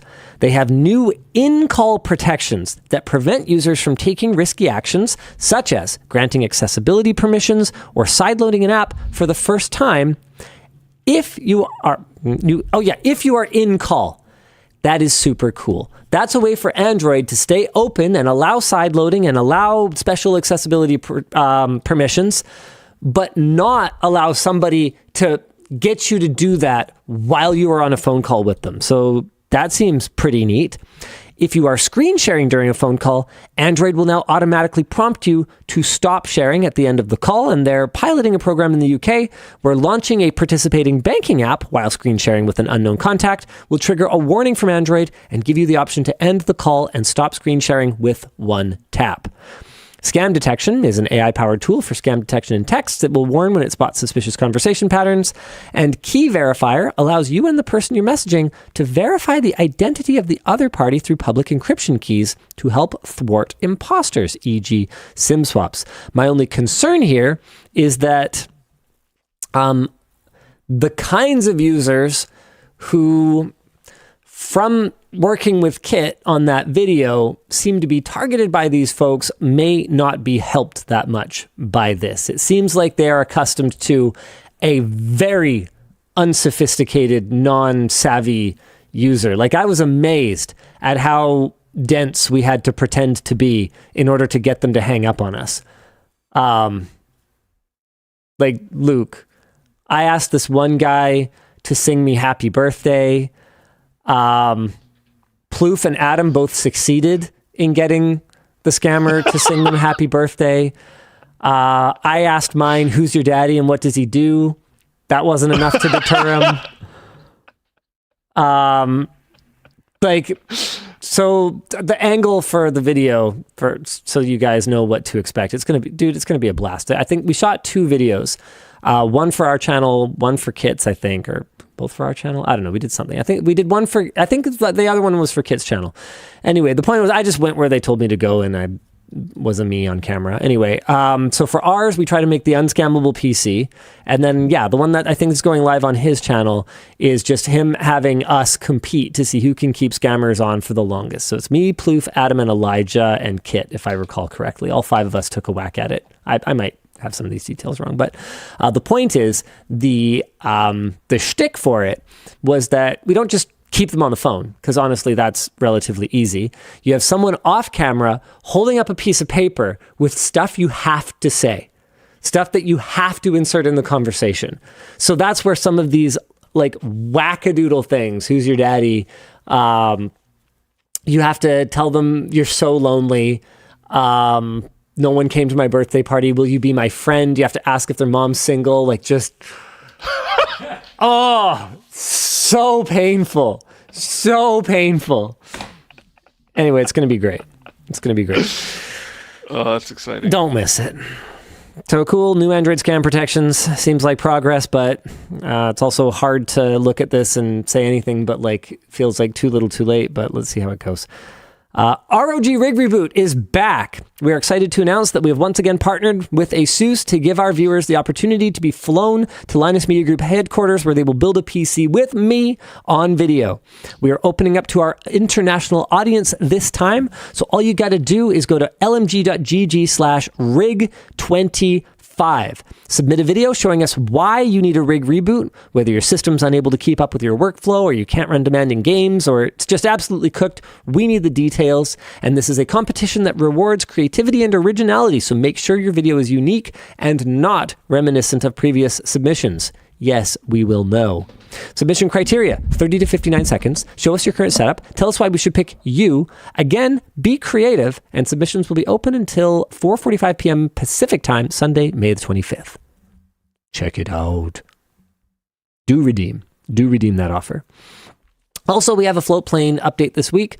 Our handsome, tall, intelligent, rich, and narcissistic Chief Vision Officer, Linus Sebastian, had his latest vision. We're trying out something new on Floatplane, clips. These are quick behind-the-scenes moments that aren't quite long enough to be a full Floatplane exclusive. Open this link to just show what it is. Explain if needed. Okay. Yes, Linus and Elijah discuss My Little Pony. Oh, I have already watched this, so it started at the end. We talk about our favorite ponies, and people apparently liked that. Anyway, you guys loved the first one, so we're going to keep it going during Computex. Did Dad just yell "yikes" from the background? Some of our team will be on the ground next week, uploading random clips as they happen. You may see things like eating stinky tofu for the first time, silly stuff on the show floor, and everything in between. And yes, Luke will apparently be doing his traditional show floor walk. Yeah. Sammy says, totally announcing this, so Luke makes time for me to do a show floor walk with him. Oh, okay. So Sammy had not discussed this with you. No, he asked me like a while ago if I would do it, and I was like, yeah. And then he asked me again today, and I was like, yeah. So I think he forgot that I already agreed to it. Nice. Okay. But that's okay. So check out the LMG team during Computex at lmg.gg/Floatplane. All right, what else we got today? Okay. I'm confused by this. Luke, help me out here. Source here is Ars Technica. Industry groups decry the imminent demise of Energy Star. The current U.S. administration has decided to terminate the Energy Star program, though it's not clear if Energy Star can be eliminated without an act of Congress. Energy Star is a program run by the U.S. Environmental Protection Agency, the EPA, and the Department of Energy, the DOE, to help consumers, businesses, and industry save money and protect the environment by using energy-efficient products and practices. It identifies top-performing, cost-effective products, homes, and buildings through its distinctive blue label. Okay. What I asked for in this topic was an Eli 5 for Energy Star, because other than seeing the label on things and being like, okay, so that's a that, I guess it's energy, I never really knew what exactly it meant. It meant that this one is like more rankeder, gooder for the efficiency, but also a lot of the time it seemed kind of arbitrary because it's like, yeah, this one's really bad for power efficiency, but also it's like on the much bigger end of like how big TVs can be in this category. So obviously, okay, so that's what it is. It is a voluntary program that was created as part of a bill passed by the near the end of George H.W. Bush's time in office. President Clinton issued an executive order mandating that federal agencies should prioritize Energy Star certified products in their procurement. Chamber of Commerce, something. Energy Star enabled consumers to save an estimated $500 billion over the past 33 years. Ars Technica notes that companies that have invested in making more efficient products are faced with the loss of the Energy Star brand as a marketing tool. Oh, this is why they care. Okay. The Energy Star logo has helped them make the case with the government support that the initial cost of efficient appliances will be offset over time in reduced water and energy consumption. Got it. I was trying to figure out why industry groups cared about Energy Star going away. So the answer is marketing. Hit me, you guys in the chat. Do you factor Energy Star into your purchases? Because I gotta confess, other than like seeing it in my BIOS or whatever, I can't say that it's been a major factor for me. It's something that I see on the product after I buy it, essentially every single time, and almost all of chat is saying no. But remember, we live in BC. I haven't seen anyone in chat say yes. We live in BC where our electricity is cheap. Right. Yep. So that's something. Yeah. States have some of their own regulations as well. I mean, Used to, my wife does. Okay. And especially if it impacts like government procurement, then I could see it affecting a significant number of units that are purchased, even if it's not individual consumers. I have for larger appliances. I prefer it, all else being equal. I like to see it there. Oh, interesting. Yeet Dab Man says that sticker is a real POS to remove. I'd say no. For appliances, heck yes. Interesting. I love how that's their There are consumer rebates based on Energy Star in some jurisdictions. Okay, so maybe this is just more of like Americans have a higher level of awareness of this. Because up here, I don't see it really that consistently applied to things. I don't see it marketed that hard. Yeah, I don't see it marketed literally at all up here, I think. On appliances, yeah, but I don't remember a time you would have bought appliances because you bought your place new and it was full of appliances. I bought a dishwasher because it didn't work. Did you look at the Energy Star rating? Not even a little bit. Okay. I talked to my dad, and I talked to some of my dad's appliance friends about which one would break the least. Fair enough. No problems ever since. Okay. Well, good chat. Apple is attempting to scare users if apps use external purchases. Sources The Verge here, allegedly. Apple seems to be trying scare tactics to prevent people from downloading and using apps that use external payments. The message, which appears with a big red exclamation mark at the very top of the app's page, says the following. This app does not support the App Store's private and secure payment system. It uses external purchases. Ooh, scary. This seems to be in response to the EU's decision in March of 2024 where they require Apple to allow developers to enable external purchase options instead of essentially forcing developers to pay a 30% fee to Apple. People have been reporting that this isn't new, and Apple has been doing it since the EU started enforcing Apple to comply with the ruling change. But what they've been changing is that the warning image used to just be a lowercase I for information rather than the new red exclamation mark. Okay, because I was going to say, we've talked about this before 100%, but that makes sense. There was also, this didn't make it into the doc this week, but there was also, like Fortnite is not on the App Store because Tim Sweeney's pushing the envelope again, but also Apple, in my humble opinion, is clearly in the wrong here in the first place. So yeah, good luck, Epic and Apple. I hope you guys bury the hatchet someday. Not yet, though. Steam didn't get hacked. Speaking of hacking hatchets or something. Valve has responded to rumors of a data breach that appears to have started on LinkedIn and included claims that more than 89 million records were for sale, with a sample of the data made available to prospective purchasers. Valve examined a leak sample and determined the data did not come from a breach of Steam's systems. There There's a bunch of other stuff, but basically, from a Steam perspective, Valve says customers do not need to change their passwords or phone numbers as a result of this event. It's not a bad idea to do it anyways, though. It's a good reminder to treat any account security messages that you have not explicitly requested as suspicious, though, and reminds users to set up Steam Mobile Authenticator if they haven't already. All right. Nice. Pretty much good guy Valve. And Nextcloud accuses Google of deliberately crippling its app. European software vendor Nextcloud has accused Google of deliberately crippling its Android Files app, a file synchronization tool. In 2024, Google's Play Store revoked the all files access permission that they've had since 2016, effectively crippling the app and instructing Nextcloud to use a more privacy-aware replacement. But Nextcloud says, hey, we can't use those. Storage Access Framework, SAF, cannot be used as it is for sharing/exposing our files to other apps. Media Store API cannot be used as it does not allow access to other files, but only media files.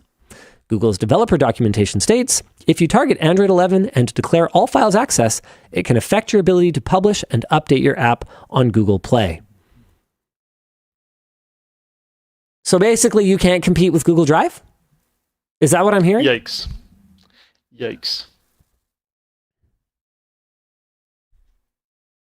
Yeah, Timo says there are so many file managers out there that don't have their permissions crippled. Yeah, it does make it feel a little personal, doesn't it? I can't say for sure that it is, but Nextcloud sure seems to think so. Yeah, Google and Apple are both getting really stabby about defending their mobile moats right now. Yeah. And I hope this continues to go poorly for them. Me too. Unique username says Nextcloud is the largest competitor to all the cloud lock-in solutions from Google and Apple. Well, yeah. This doesn't feel accidental to me, is what I'll say. All right, Dan, are we supposed to be doing After Dark now? I think we got our announcements done. I think we've done all the topics. Let's do it.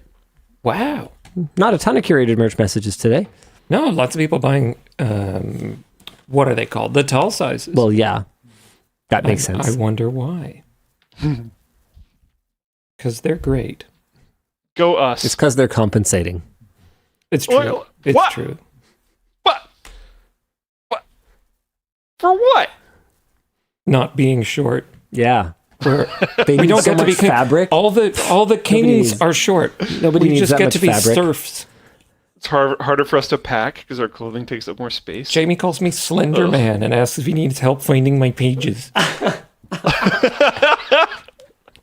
10 out of 10 banter. Okay. All right, hit me, Dan. Sure. LLD, could you expand on the hesitancy to include more tall SKUs? Can't speak for others, but it's worth a $5 to $10 premium for me. Shouldn't that cover the overhead? Gift cards for pink 2XL tall shirts when? The hesitancy is that in order to stock a thing, you have to buy thousands, in many cases, tens of thousands of dollars worth of that thing. So it is both a risk management issue because you don't want to go and buy tens of thousands of dollars worth of a thing that then just sits there because that's bad for business. And also just a cash flow management exercise thing. You can't just take your entire existing portfolio and, have the, worker hours to create new, new patterns for everything, right? Like literally you are doubling the number of, the amount of grading that you have to do. So grading is where you take a design and you adjust it for all your different sizes. You're doubling the grading that you have to do for a given style. And then not only that, but you are significantly increasing the amount of cash outlay that you are spending in order to buy and hold that inventory.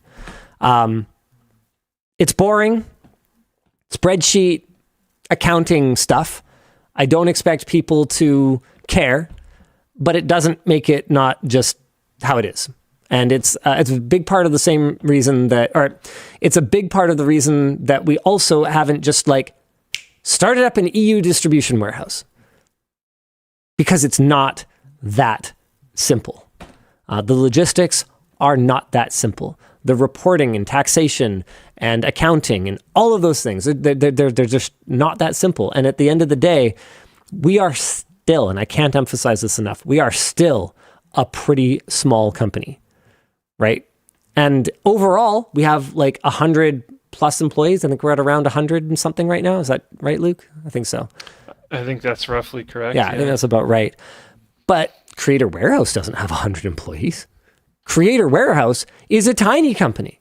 They have a couple of dozen employees. The fact that they sell around the world at all is a small miracle, right? Like, what you're going to say? Oh yeah, well they should just have distribution centers on every continent. Are you serious right now? Like we're no, that's not how it works. It's not how any of this works. We are doing our best, and we are going to, constantly try to get delivery costs down around the world. We're going to try to expand our styles with, tall sizes. I just got confirmation. They promised me husky sizes for t-shirts are coming in 2026. Okay, we're working on it. But these things take time. They take cash. They take hours. Someone's got to do it. Yeah, like I'm happy we're finally getting them, and I was very surprised. I got it spoiled to me by the chat, but I was really surprised that there was all the colors for tall sizes. That's super cool. But I didn't really expect it. I mean, there's a reason why almost no store that you go into has any tall sizes. Like, it's just doubling your SKUs like that is tough. And you got to know that there's some chance that it's going to work out, which is why we took it slow. It's why we started with the black. We started with a small order. Because in theory, anything's a great idea. Yeah. But there's a big difference between people being excited about something and people actually pulling out their wallet and spending money on it. Huge difference. Vast ocean of difference. So you need to be evidence driven. That's a big part of what like Taryn pushes ever since he joined, is like be data driven. That doesn't mean that we can't YOLO and buy a fire truck once in a while, but it means that we need to overall make sure that we are making decisions that are supported by real world evidence that we can use as our guiding star at the very least. Hi, Linus, Luke, and Dan. Question for Luke. Which individuals or teams do the marketing or advertising for Floatplane? It would be cool to hear about the work they do to attract new creators versus users. No, we do very little work to attract new creators. Isn't that Linus? Yeah. Yeah, I think that's my job. I have been asleep at the wheel for many years. What a bad employee. Why did you Terrible. fire this guy? Terrible. Yeah, the business team. There's Sean and then indirectly Colton on the business team, who work on coming up with like the business sides of ideas of trying to make Floatplane better and more worth it for people to join and stay for a variety of creators. But the business team is focused on LMG stuff. But then hopefully those features benefit other people as well, or those ideas benefit other people as well. But their goal, they're looking at the LTT subscription, right? Like, they are employees at Linus Media Group. Those are business people at Linus Media Group. At least they're not Floatplane people. And Sammy is sort of indirectly a big part of the marketing of Floatplane just by creating. I just wasn't even there yet. Great but content. Absolutely. Yeah, hard. Big time, it's Sammy making exclusives and pushing the envelope with the types of things that we're doing, including this, I guess maybe it was Linus's idea, but including this, the like clips thing you were talking about, the like short content. I think that's a cool idea. I shouldn't say it's my idea. It's not like I came up with the idea of short form content. But that's not what I meant. That's not but very like having that narcissistic. on the platform now. Oh, I see. Yeah, get better at being a narcissist. What's wrong with you? Sorry.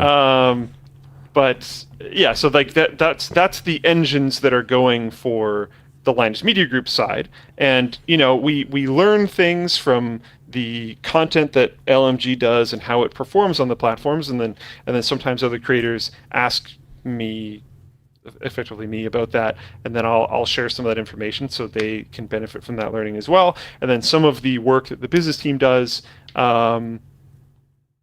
can potentially benefit other creators as well. But they are generally focused on Linus Media Group expansion within the Floatplane universe.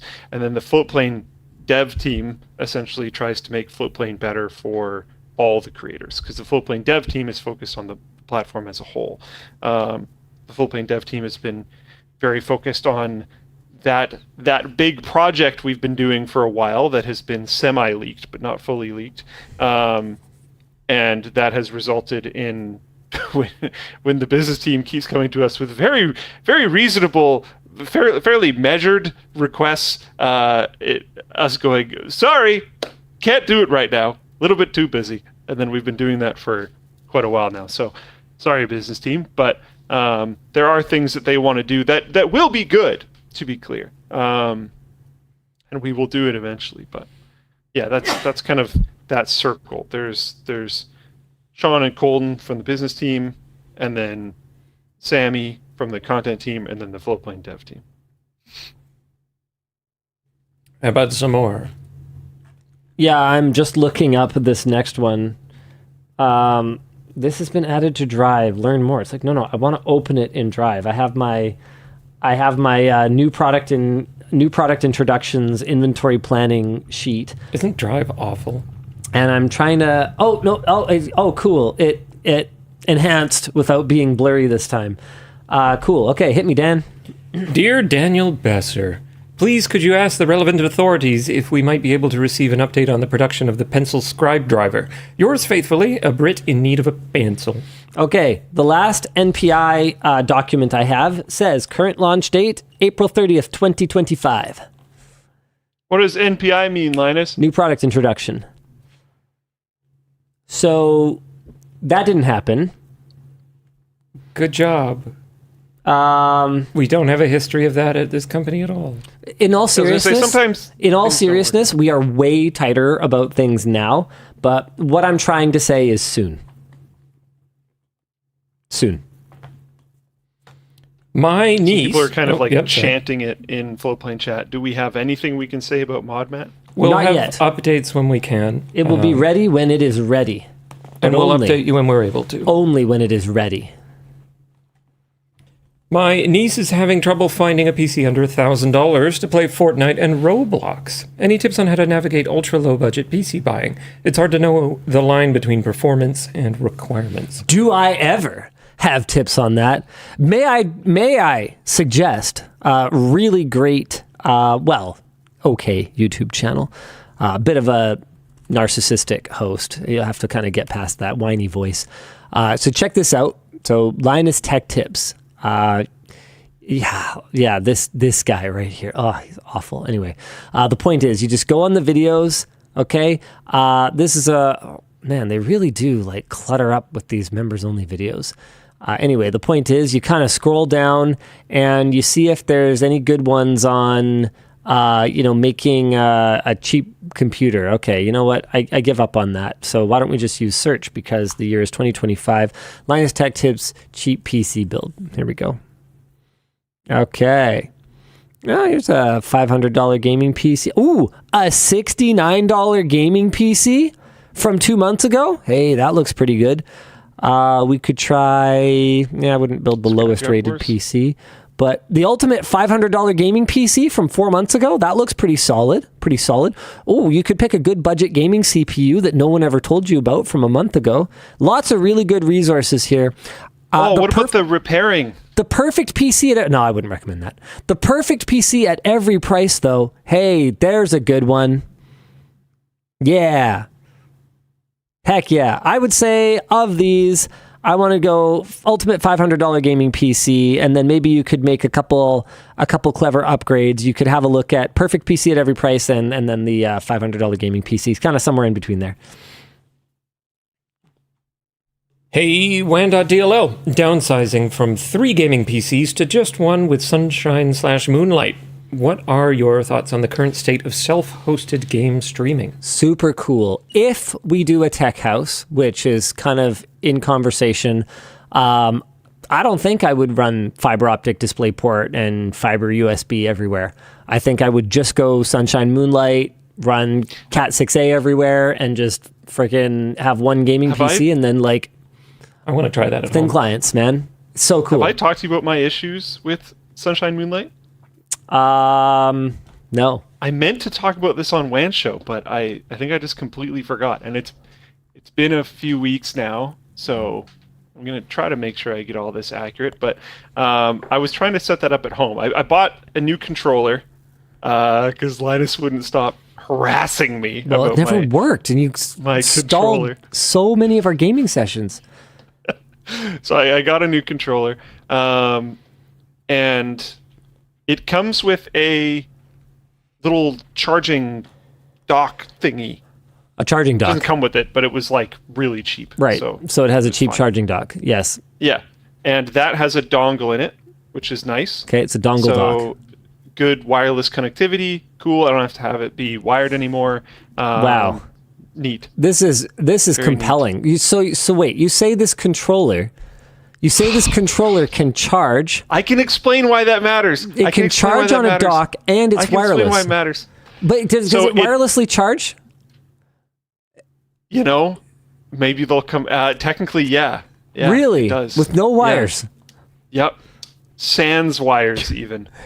Where are you going with this? Okay. My reason for that is I don't have the Bluetooth things for my computer. He doesn't have the Bluetooth I things. had one idea where I could buy The little I could antennas. buy Yeah, the antennas. Bluetooth No, or they're the Wi-Fi thing, the antennas for Bluetooth the things. computer, or I could buy the base, the dock Yes. charging thing. I tried to put my the arm dock up was there. the It's too same high. price, so I decided to go with that one. Oh, what a story. And Riveting tale, now chap. being able to use the controller wirelessly, I can play games with my TV, which Wow. seems cool. So I wanted to do that without running a super long HDMI cable. So I was trying to set up this setup to install. Which one is it? I don't know. One of them. Is it Sunshine on the TV? I can't remember. Okay. To install whichever one has to go on the TV. It turned out that I needed a app on the TV, which is like developer mode or whatever. And in order to install that app, you have to have a developer account. Oh. Do you have an LG TV? Nice. Yeah. WebOS. Nice. So I set up an account, and it was like acting a little bit weird when I was setting the account up. So I immediately signed out and went to go sign back in. Because I was like, I don't trust that. If I remember correctly, there's only one password field. It doesn't get you to verify your password. And there was some other stuff that was just acting oddly. And it refused my login. So I'm like, okay, well, forgot password. I'll just reset my password and fix it. Go to enter my password again. You can't use the same password twice. Nice. Like, okay. I've done it before where I've typoed a password the same way twice and then not been able to figure it out. But it wasn't Yeah, that. except I was copy pasting. Oh, okay. So trouble. But anyways, so I make a new one, reset the password, all good. I'm logged in. It's all cool. I log out. I go to log back in again. Doesn't work. Forgot password. Reset password. Can't use the same password. Bro, what the heck? Because I have to make the account on my computer or my phone. Yeah. And then I have to log in on the TV. So I have to log in again. I can't. This whole like you can only log in once thing will not work for me. I have to log in again. So I'm like, okay. So I make a new account. I'm like, maybe that account's just screwed up.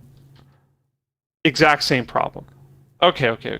Well, I'm realizing I'm on the American site anyways, and my TV actually cares, and it has to be the Canadian site. So let me do that. So I'll make an account on the Canadian site. Okay. Oh, well, you can't use the same email on both for some reason. Okay. But sure, why not? So Sure. I have a lot of emails. That's fine. I'll use another email. I'll make another account. Weird flex, but okay. I get signed in, no problem. Sign out, sign back lot in. of emails. Doesn't work. Reset password. Can't use the same password. And it's the same problem. I can't log in. I cannot log into this account no matter what I do. I don't know why it won't work. no. I email their support and they send me a link. I detail everything. I detail everything that I did, all the different accounts, the different regions, everything. I get a response back that is not, I promise you, it is not a generic auto reply. It took like 2 days to get the response. It's clearly someone typed it out. They just linked me the forgot your password link. Nothing else. And when I got that email, I was just like, all right, whatever. I'm just going to like come back to this in a couple weeks, and whatever bug they probably have will hopefully be resolved. Is there not a Steam Link app for WebOS? I haven't tried. I Maybe you don't could think just use there Steam was. Link. I think they Yeah, might just I think I continued checked, it, and I don't actually. think there was. Funny Hat says, "I've lost the plot. What's going on now? User error." No, I'm just fucking you. I'm just fucking you. truncating password on sign up. Yeah, it might be something like that too. I don't know. There's something weird. I ran into a problem recently. I don't want to say what organization it was, but I think I took a picture of it, or I took a screenshot or something. Well, that's going to make it pretty obvious. One of the, well, I'm not going to show it, but I want to go look at what the actual rules were. One of the probably worst rules for passwords I've ever seen. Yeah, so it has to have an uppercase letter. Mm-hmm. It has to have a lowercase letter. Makes sense. It has to have a number. Makes it sense. has to have a symbol. Makes it has to have at least 8 characters. Makes sense. But it cannot be more than 15 characters. But why? So it has to be between 8 and 15 Well, they characters. have to save all those bits in on their storage server for the. So there's like a very small range of character counts that the password could even be, and then there's like all these, I don't know, just way to make your thing less secure. My goodness, that's hilarious. Okay, well. Someone get Luke a password manager. I have one. What are you even talking about? What does that have to do with what I'm doing? Whatever. Anyways. Oh, jeez. Right, Dan. Hello, DLL. I've been curious about the silicon lottery and how some CPUs on the same batch can be better than others. What exactly is better? Like, how do the less better ones even work? So there's a ton of redundancy when you manufacture high complexity silicon products. More than you would probably imagine is wasted to having a backup plan in case there is a small imperfection. So that's part of it. Is you can have one that has that is higher quality in certain spots. So for instance, like back when NVIDIA had those GPUs in the 465, 470 days, where some of the 465s could be unlocked to have additional functional units, that means that they didn't have so many defects in some of those, I forget if they were called SMs back then, but whatever, in some of those functional units, such that they had to be shut off. So part of it is you can just have parts of the CPU that have so many problems with, or GPU or whatever it is, that have so many problems with them that they can't turn on that part of it. You can also have ones that have more parts of them that can be turned on versus ones that can have fewer parts. That's why you'll get like AMD's tri-cores back in the day. Those were all quad-core CPUs, but like one of the cores was in many cases dead, or in many cases actually not dead, and you could unlock them to quad-core processors. Okay, so then the other part is more to do with the overall quality of it. And that's where everything might work, but it might not be within the target power envelope or thermal envelope for that particular part. So they might have to, turn off some cores or turn off some cache for that reason. Probably wouldn't affect cache so much, but cores for sure. You might have to turn off some cores in order to make this one fit into the power envelope for, a Core i5, 14th gen or whatever the case may be. So basically what it comes down to is that it's pretty much black magic at this point, how they managed to make anything as small as it is. There are a ton of defects in them, both small defects in terms of like, oh yeah, this gap is like this many like freaking angstroms larger or smaller than it's supposed to be. And, that could affect the power or performance the switching speeds of it, or, whatever else. You can have defects like that. You can have defects that are caused by contamination. So they build in a ton of redundancy, and they also use binning as they're sorting all of these dies to turn them into different products at different tiers based on what they know during the pre-production process and the design process is going to be their defect rate. So silicon lottery basically just means that both of these chips might, pass the minimum bar of how many cores need to be active and what kind of power and thermal characteristics it's supposed to have, but one was like slightly more better. And that's great. and one of them wasn't. And you either get a better one or you don't. And there's absolutely no way of knowing because Intel or AMD or NVIDIA, they don't want to go into things with that degree of granularity because then their product stack becomes an absolute cluster bomb. And last one I've got for you today. Hello, LD. Just wondering, will the cargo shorts come back sometime in the future? I love mine. Just wish I had gotten more. Oh, Alon actually has a really, really cool way of explaining the small defects, like differences in gaps and stuff. Remember, folks, computers are actually analog machines that operate on digital logic. So small defects can change the analog characteristics without affecting the binary logic up to a point. If you crank up the analog, the Boolean logic breaks down. So analog meaning like voltage, current, temperatures, things that are inherently analog. Yeah, that's a really good way of explaining that. Okay, cargo shorts. I don't know. Hold on, let me see.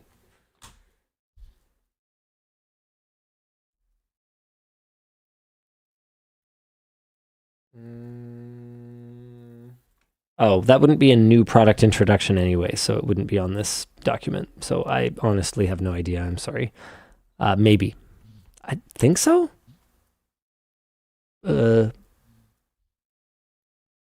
they do, they do. Not this year. Yeah, not this year. And that's it. We'll see you again next week, guys. Same bad time, same bad channel. I'll see you soon, I guess. Oh, yeah. See Bye. you very soon.